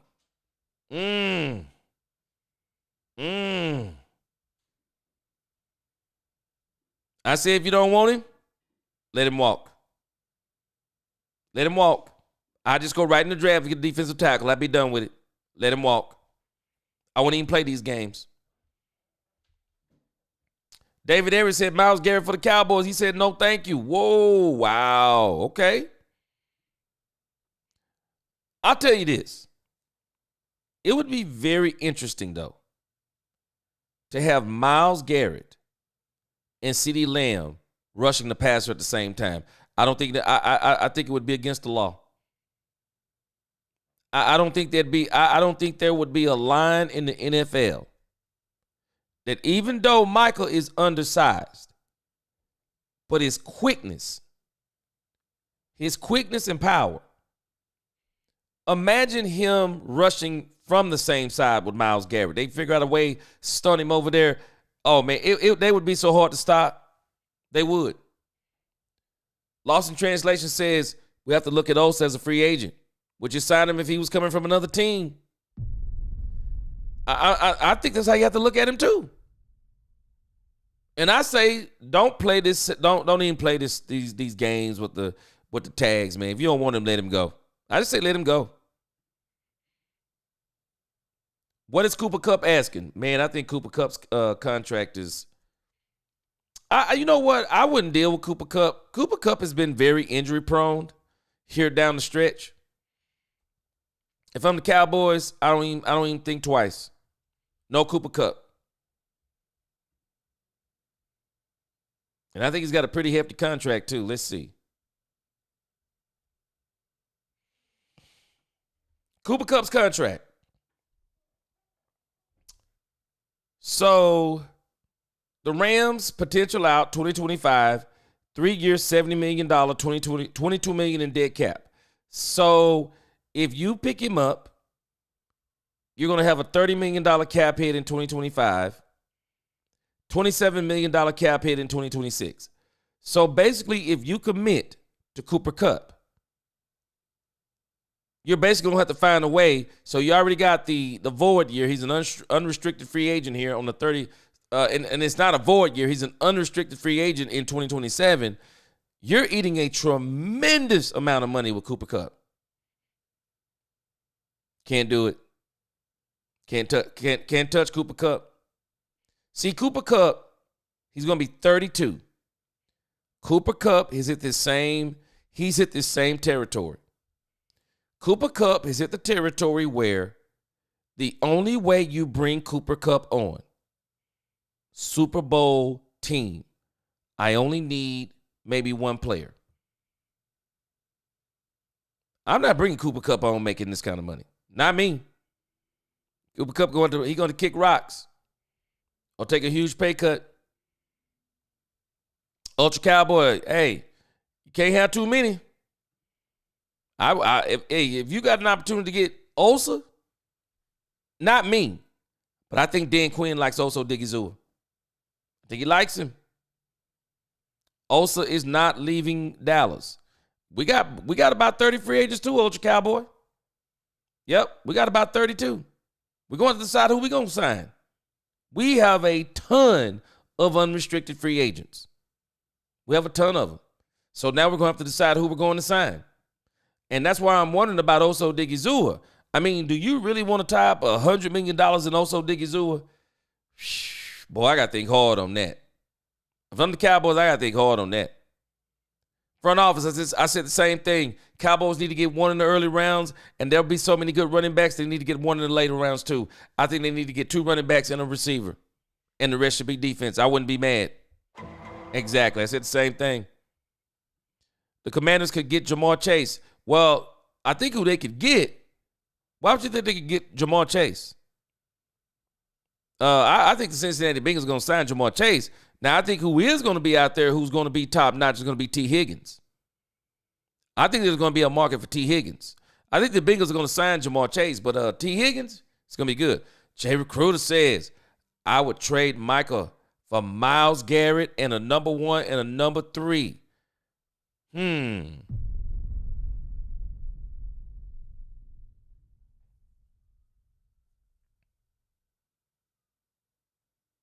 So you saying we're going to get the number 1 and the number 3? Give me a little clarity on that. Jameson, what's going on? How's everything going with you? The Cowboys are years away from winning the division. Nah. New run. One of us going to be telling you I told you so. This team is going to be This team is going to be good real fast. They're going to be good real fast because they already got pieces. Jameson says, yep, I'm still blocked over there. Okay. Still hanging in there, though, right? Robert M. 31 says, Osa's a rotational player at best. Yeah, he can't dominate. Hate to lose him, but needs equal or better players around him. Great point. Great point. But I tell you this. There's going to be a team that's probably going to be willing to pay him. That's how this league goes. Osa's probably going to wind up being a Chief. I'm telling you, this is how this league goes. Gerard, what's going on with you? That's how this league goes, man. I'm telling you. I wouldn't be surprised if somebody's going to be willing to pay Osa Odigizua. Jonathan Allen from the Washington may be available. What was the other kid? Somebody mentioned him the other day. His name will come to me in a moment. The Redskins drafted him. He just hadn't quite panned out. Randy Gregory. Randy Gregory, I think he retired so he could smoke weed. He didn't want to go through it no more. I thought he retired. Because people were talking about him coming back to the Cowboys. I thought he retired. The Raiders have reportedly met with Shador at the Senior Bowl. Now, the thing about Shador, you know that Tom Brady and Shador are close. Shador worked out with him in the offseason. Deion and Tom Brady are real close. I would not be surprised if the Raiders could figure out how to get Shador. Because I think that Shador is going to be Deion Sanders' door to the NFL. If the Raiders get Shador, watch what I tell you. Deion Sanders will be at the Raiders in 2 years. I thought that was going to happen anyway. I thought they were going to let Antonio Pierce ride it out for maybe another year, but I knew that I figured they were going to get Shador Sanders, but then they messed around and I think they won a game or two and knocked themselves out of the spot to get him. But I think that if the Raiders wound up getting Shador, that will be Deion Sanders' entry into the NFL. I do. Gee, we can get a deal on defensive end in the draft. We're going to a few. We can get a deal. Yeah, I think there'll be some available. Because Myles Garrett is a huge commitment. He is. I mean, once you take on that money, you're tied to the hip. The 70s fan, I told the Raiders fan at work, this team should get Trey Lance. 70s fan, I've been saying that for months. If I was a team, I would say Trey Lance come in. You can get Trey Lance on the cheapest of cheap contracts. Man, you get Trey Lance. Hey, man, I tell you what, Trey, we're going to give you 2 for 30. Man, we'll give you 2 for 40. 2 for 40 with 30 million guaranteed. So you basically only give him 15 for 2 years. 15 million a year. Chump change for a quarterback. Put all the players you want around him. If he swims, you got your franchise quarterback. If he sinks and you got players around him, you got that team perfectly set up to now bring in a very good rookie quarterback, or maybe there's a free agent. Yahoo says they said Tom Brady was a 7th round grade too. They know not what they talk about. Sanders is definitely a first rounder. Well, I think Shadour's going to be great. I like the way he throws. I like the places he puts the ball. I like his timing. Shadour's going to be great. But the issue is, just like any of the rest of them, he's had a treasure trove of weapons around him at Colorado. Offensive line wasn't always so good, but when you look at the wide receiver spot in particular, man, Travis Hunter and those wide receivers was crazy. Ron said, I would rather get Travis Hunter than any of these quarterbacks. It's going to be interesting to see where Travis goes. I wouldn't be surprised if someone did that. Yeah, it's going to be it's going to be good to see where it goes. Gregory cost us a chance to be. Man, yeah, that Gregory was a trip, man. Solomon says stock going to drop or go up after combine and pro days. Yep, that part too. There's always these players they just in the draft, the combine, their stock just go out the roof. And some will shrink. Gene, what's going on? Myles Garrett is my Charles Haley moment. Yeah, I had that in my mind too. We've got to get a player like that to compete. Only thing is, Charles Haley was that Super Bowl piece. We're not there this year, but if we get him, maybe it could be the 2026 part I keep talking about. And Dan Quinn, I'm telling you, he going to be all in this Oso Digizua business. I'll be shocked if he isn't. Dan Quinn is going to be all in this Oso Digizua, and if anything, he'll drive up the price. Trill, yeah, Charles Haley. We need Myles. You can't double neither player. This would equal NFC champions. Man, I'm telling you, I couldn't even imagine him and Michael Parsons on the field at the same time. It would be crazy. Mike McCain said the Cowboys will have a better realistic shot at getting Khalil Mack. I think he's going to be out there too. Than Myles Garrett. I think he's going to be out there. Cowboys will not win because of the thorn in the side. That's Jerry Jones. He seems to be making a change. Oh, yeah, I'm sorry, Trey, you're right. Arch, yeah, he's the nephew. The nephew. Yes, sir, I got you on that. Yeah, the nephew. Cooper Manning's son. Yeah, I got you. Sorry about that. Yeah, appreciate the correction. Hey, you know what? They said this. I don't know where they get this stuff from. People are saying things like Myles Garrett is tied to the Cowboys. So that's the part that starts making me go, now, what are they talking about? Where are they getting this stuff from?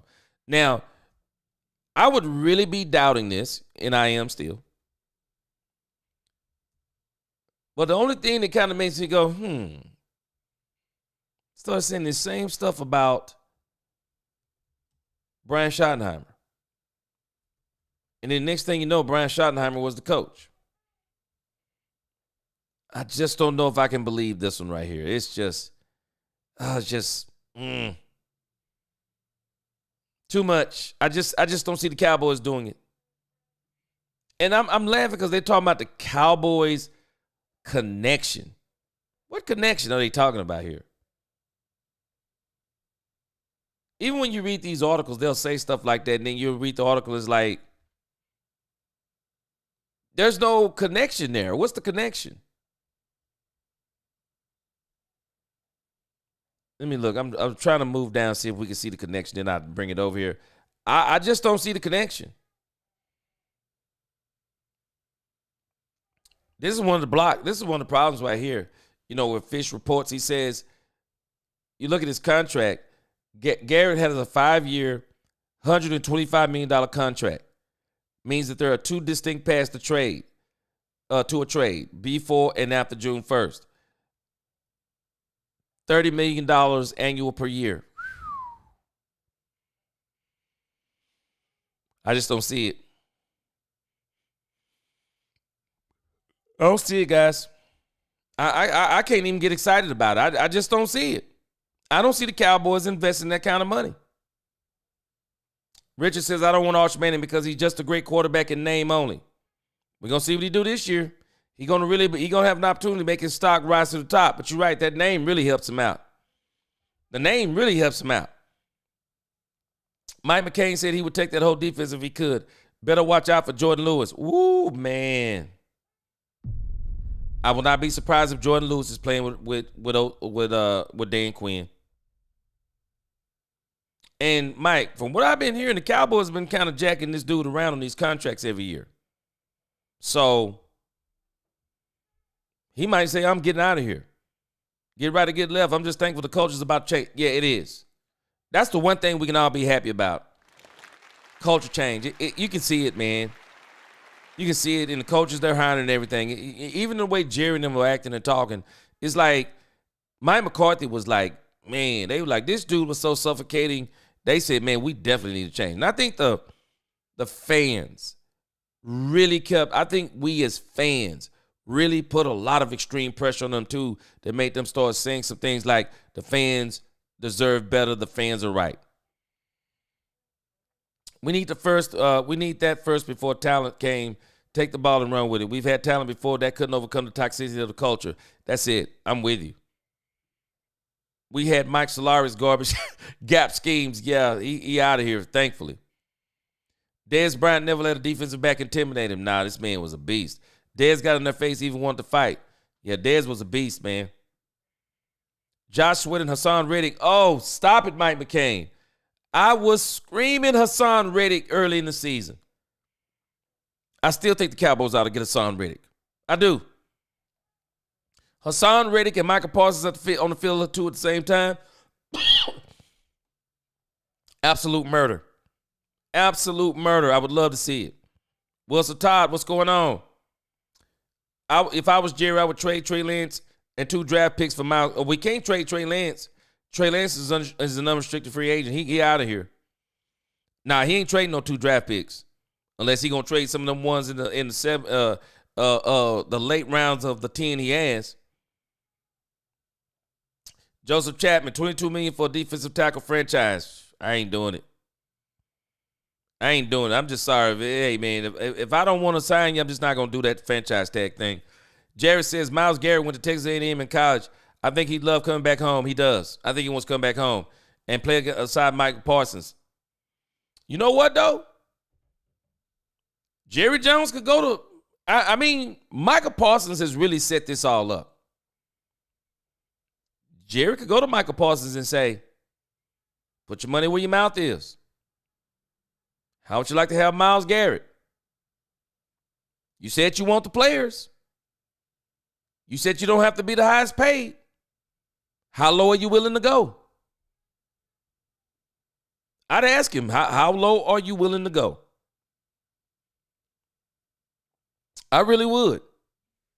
How low are you willing to go?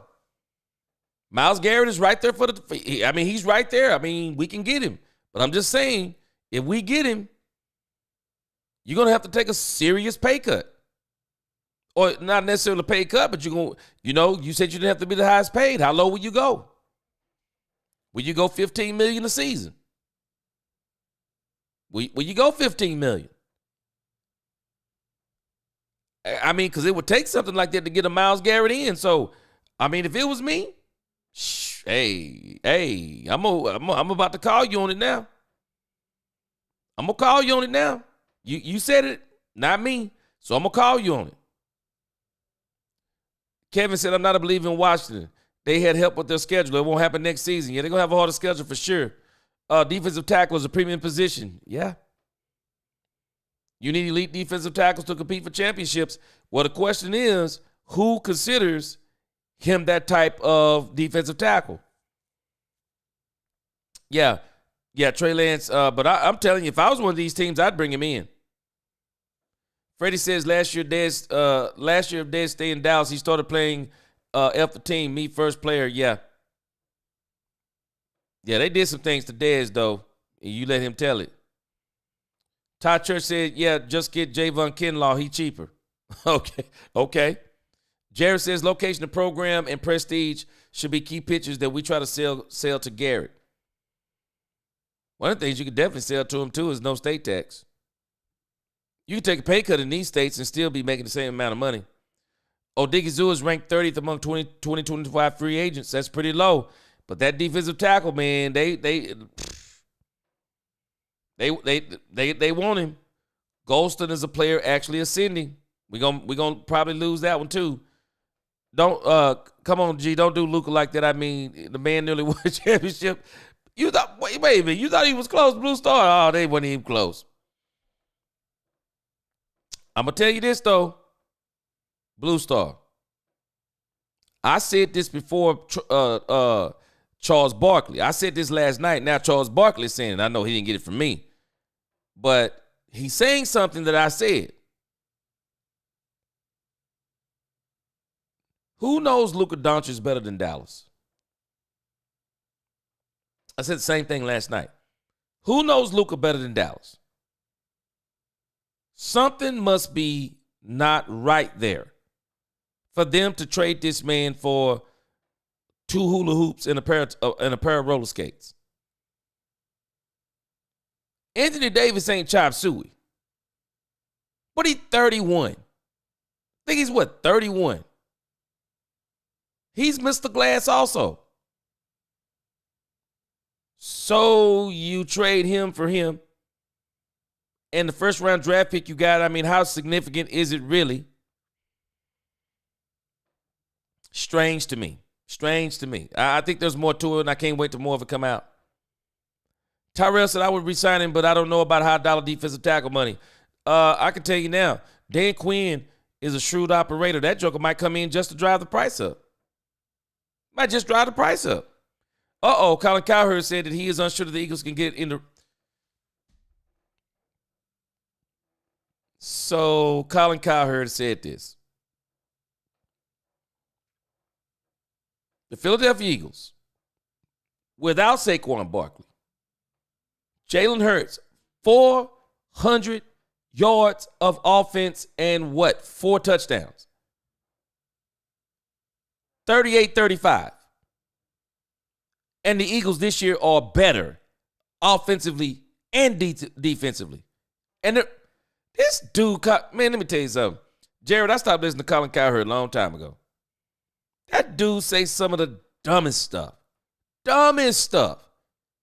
Philadelphia Eagles has the best roster in football, period. This team wasn't as good as it was when they saw him the first time. They scored 35 points. They can beat the Chiefs, especially if the rest move out of the way. Blue Star said, I'll take Max Crosby over Myles Garrett for 3 years. You know what? I'll be honest with you. If I'm the Cowboys, I just say forget it. I'm just going to the draft. I would just go in the draft. If I'm not going to get Myles Garrett, just go in the draft. We definitely get some holding calls if we had Garrett and Michael. Oh, man. Man, they wouldn't be able to hold both of them dudes. Jay Recruiter, I'm with you. You said Kupp has been done. Yeah, like I said, the only way I'm bringing on Cooper Kupp, I'm saying that, okay, this is really all I need. This is all I need. I mean, maybe I need a veteran wide receiver to come in. Nah, I wouldn't even waste time on Cooper Kupp. Way too much money. Way too much money. And now the Rams are going to be eating some of that money. No getting around it. They're going to be eating a lot of that money. Sammy's fan. He likes it there, I think. I think he likes it there. Man, I don't know, Robert M. I can tell you this.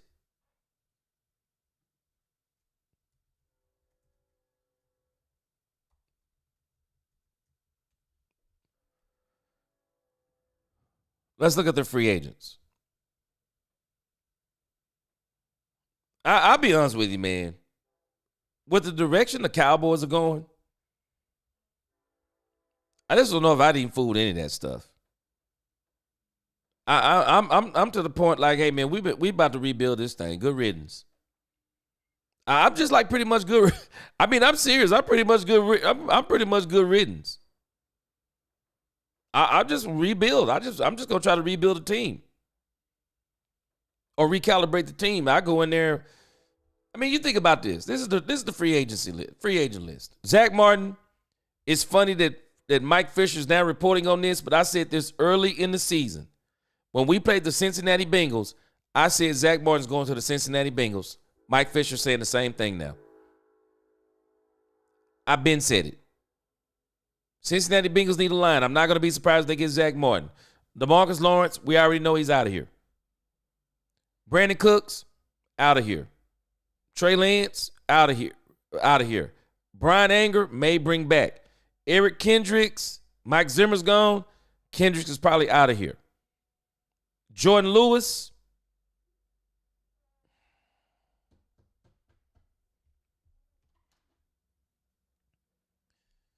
I got to think hard on Jordan Lewis. Jordan Lewis.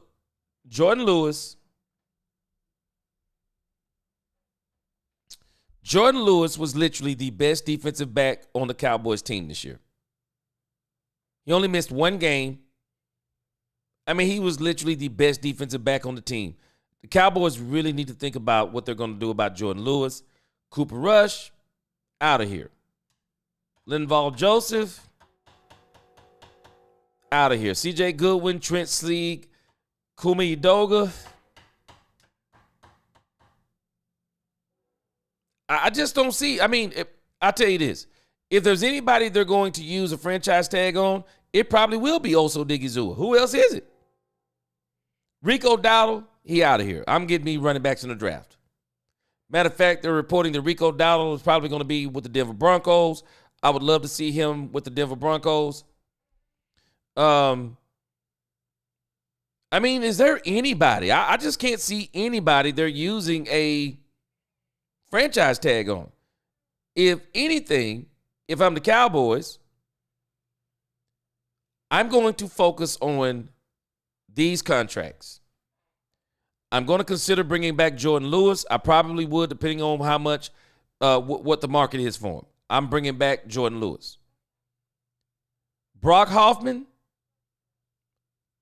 I'm bringing back Brock Hoffman. I'm signing him. Marquise Bell. I'm going to go ahead and sign Marquise Bell. I think he's been so underutilized by the Cowboys over the last couple of seasons. This dude, I think, is really, really good. I'm getting Kevontae Turpin deal done. I'm signing Kevontae Turpin to a 3-year deal if I'm the Cowboys. I'm going to give him a really nice, fat 3-year deal. Tyrus Wheat. I'm not really, his name doesn't really come to mind. Like, he's just been killer out there. Him and Wanye Thomas, though, maybe I would talk and kind of see where we're going. But of this list, there's just not many I would be even thinking about keeping. I don't know. I probably wouldn't franchise anybody. The only one that's a candidate is probably Oso Digizua. Jordan Lewis, if I want him, I'm just signing him. But keep in mind, Jordan Lewis is 30 years of age. So if you want to get younger, don't sign him. Don't sign him. And I just say, just go on what you got. Tyrell Hines says, how much for Najee Harris? Oh, no way. No way. I wouldn't even touch Najee Harris. Him and Rico Dowdle are one and the same. They're one and the same. No, ain't no way. I wouldn't even touch him. Wicked, what's going on? Cooper Kupp will likely end up in Buffalo. Man, I tell you what. I just don't know what the Buffalo Bills are going to do. I mean, what are the Buffalo Bills going to do? I mean, Josh Allen is going to have to make a decision. Who can you get to get the Buffalo Bills over the hump? Who can you get? I don't know what Cooper Kupp does for him. Maybe the Buffalo Bills ought to be a team that's trying to focus on getting somebody like Myles Garrett. I mean, they need a lights-out defense or something because I just don't know what else they're going to be able to do. Patrick Mahomes ain't going nowhere.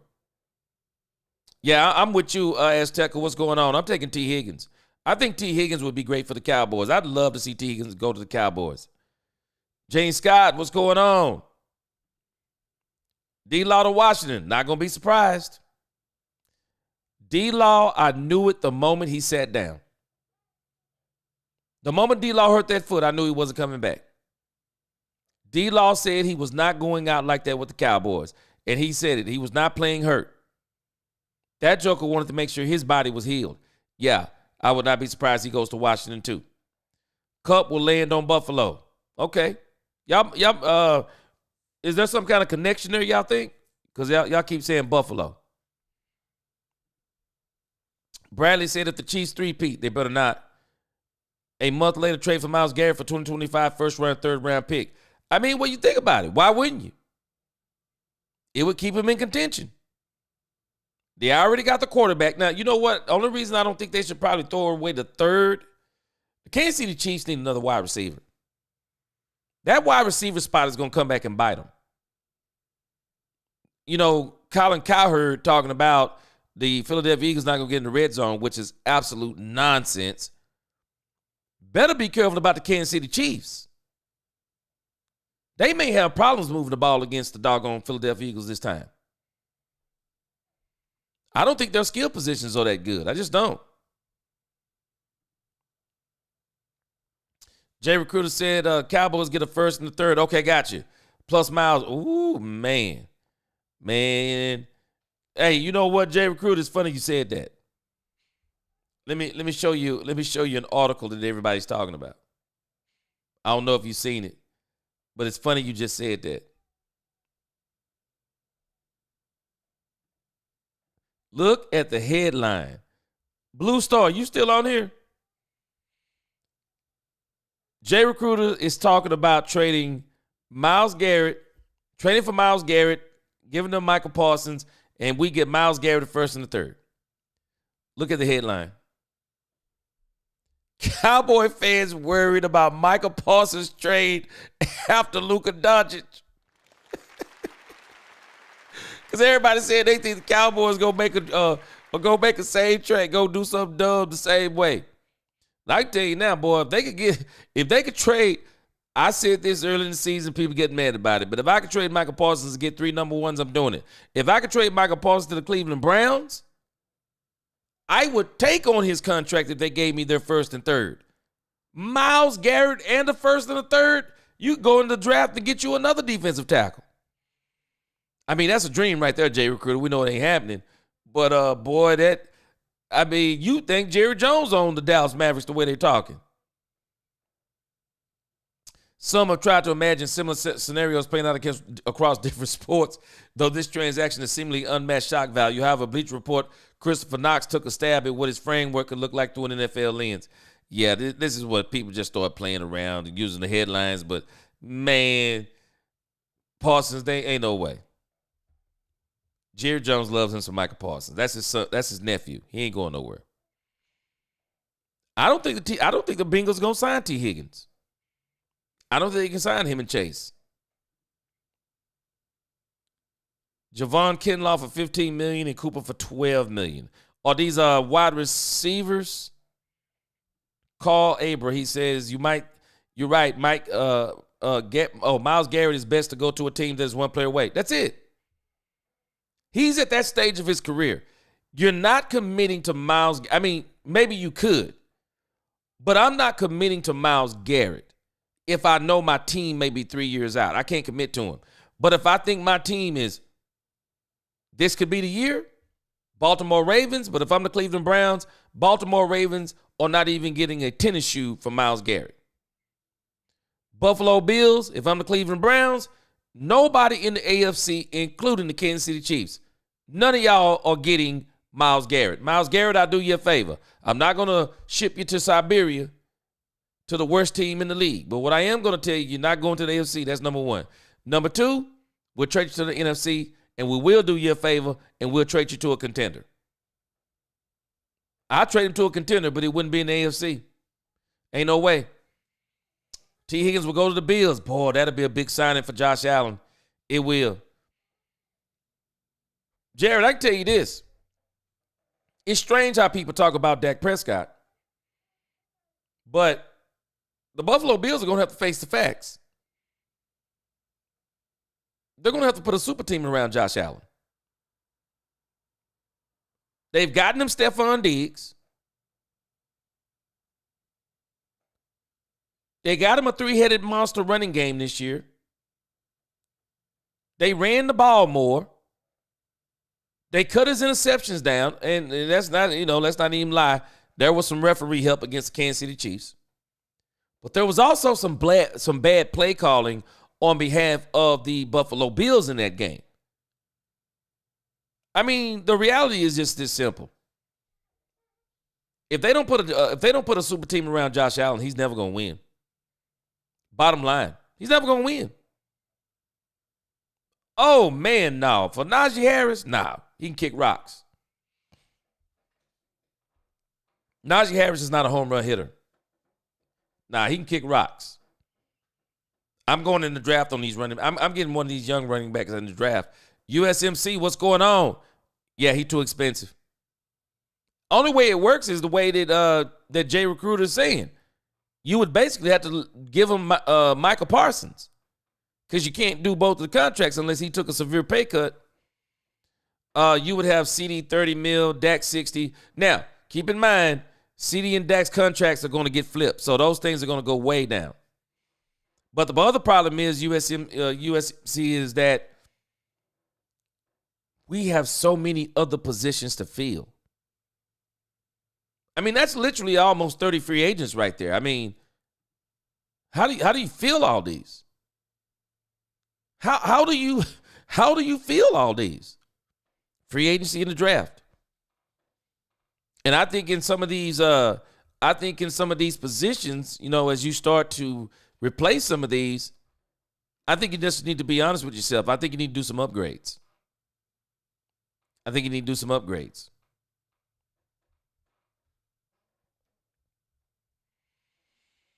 All right, let me read a few more of your comments.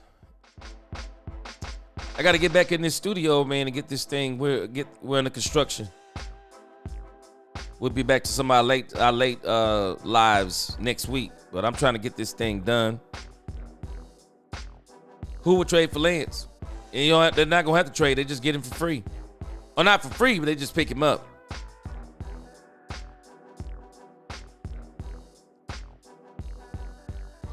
Lance, Trey Lance is no longer under any kind of deal. No, I don't think. I hope the Cowboys don't go after. Well, you know what? Cowboys need, to me, 2 running backs. If you're not going to get both of them in the draft, get one of them in free agency if there's a high caliber one out there. Sammy's fans, I wouldn't want Osa to turn out to be a Taco Charlton. Yeah. I don't know if I just don't know if I could wrap $100 million into him.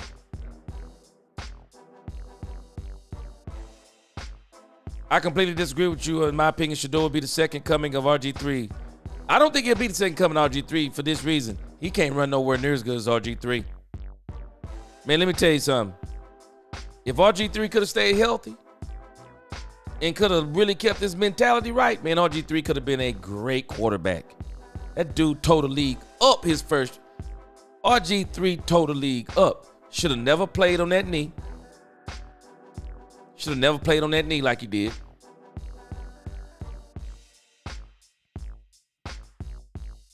Yeah, Myles Garrett is from Texas. He's over in this area. Steelers need to hire Eric Bieniemy as the OC. Justin Fields' success is being tied to Arthur Smith. That is setting Justin up to fail. Arthur was never a good OC. I want to see what they do with Justin Fields. I think he's a free agent. Myles wants the Cowboys to trade for the number 1 pick to draft him here in Texas. He would love to come back here.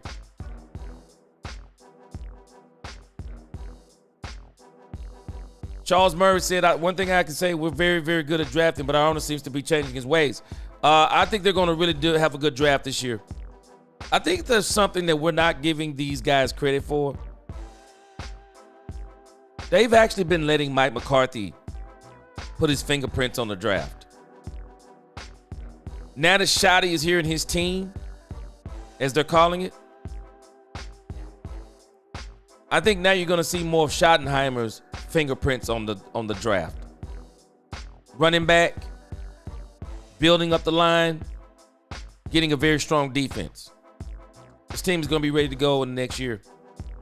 Another Manning, oh, heck no. Oh, you already know they're setting it up, though. Disco Mike Wood from Philadelphia Cowboys, fan for life. Good job and good information. Appreciate you, Mike Wood. What's in Santiago? What's going on? Myles too rich for both teams. Yep.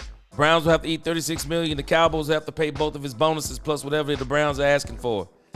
Yeah, he gonna be rich for the blood. Charles Murray said, could you imagine if Tony Romo never decided to be a place kicker in the playoffs with Seattle? Seattle said today D-Law was joining to the Redskins. I'm not gonna be surprised. They love Dan Quinn. Yeah, I was wondering the same thing, Kevin Edwards. Could he redo his contract if he goes to another team? Yeah, I know. He said he wants to go to a Super Bowl team. We're not that. I don't know. You put him on the team with Micah Parsons. Man, that's a Super Bowl defense. Put him on there with Michael Parsons. Add you a couple of pieces in free agency. Get you a couple of pieces in the draft. Got a Super Bowl defense. But I understand what you're saying. I just say, yeah, you're talking about just go with the young guys. I see it. Oh, yeah, I do too, Janie Scott. I think this is going to be the best 3 years we've seen from – I think it's going to be the best 3 or 4 years we've ever seen from Dak Prescott coming up. Cotty Shaw Sports. I said it before. Once this league get tape on you, you look different. You look different when they get tape on you. They didn't have time to get tape on them. They're going to have tape on them now. 70s fan. That's the crazy part. He's not good at stopping the run. That's the crazy part. JV, I love Luka. His condition is terrible. Yes, sir. I wonder if he ages terribly and injuries catch up to him. You know what? I think the injuries may be a part of the poor conditioning. Oh, Jerry, you about to make G upset talking bad about Saquon. What'd he say about Saquon? Wait a minute. I didn't see his comment. What'd he say about Saquon? Yeah, I don't see the Saquon comment.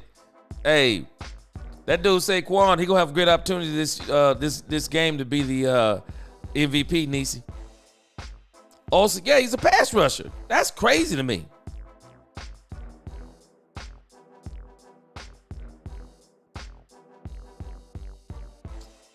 All right, guys, I appreciate you. Well, let me see. Wait, hold on a second.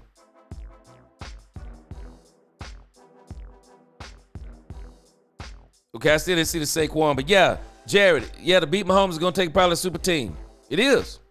And the reason why is this. The Philadelphia Eagles, if they want to win this game, and we're going to talk about this more, we'll do our Super Bowl pregame show. The way you nullify the referees against the Kansas City Chiefs, you got to get up on them. You got to get up on a team like that. Don't let it be, if you're going to let it be within 3 or 4, you're gonna let the referees play a part.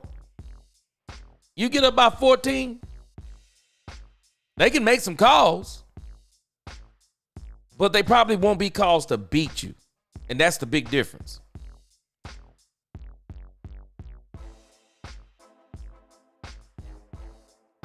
Eric Bieniemy is a running backs coach now. This is sad.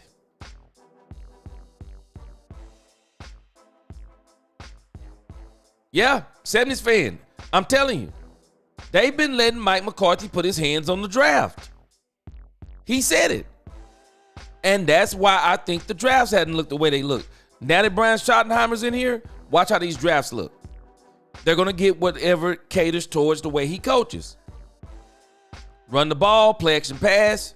You're gonna see some. I think you're gonna see some great things out of this team. Myles Garrett can end up on the Eagles or the Commanders. Oh yeah, I think so too, because if I'm trading him, I'm trading him to the NFC. And if I'm gonna trade him to the NFC, I'm not gonna put him in Siberia, because it don't make sense for him to go to the Bears. The Bears are building. They're not going to the Super Bowl. He wants to go to a Super Bowl contender.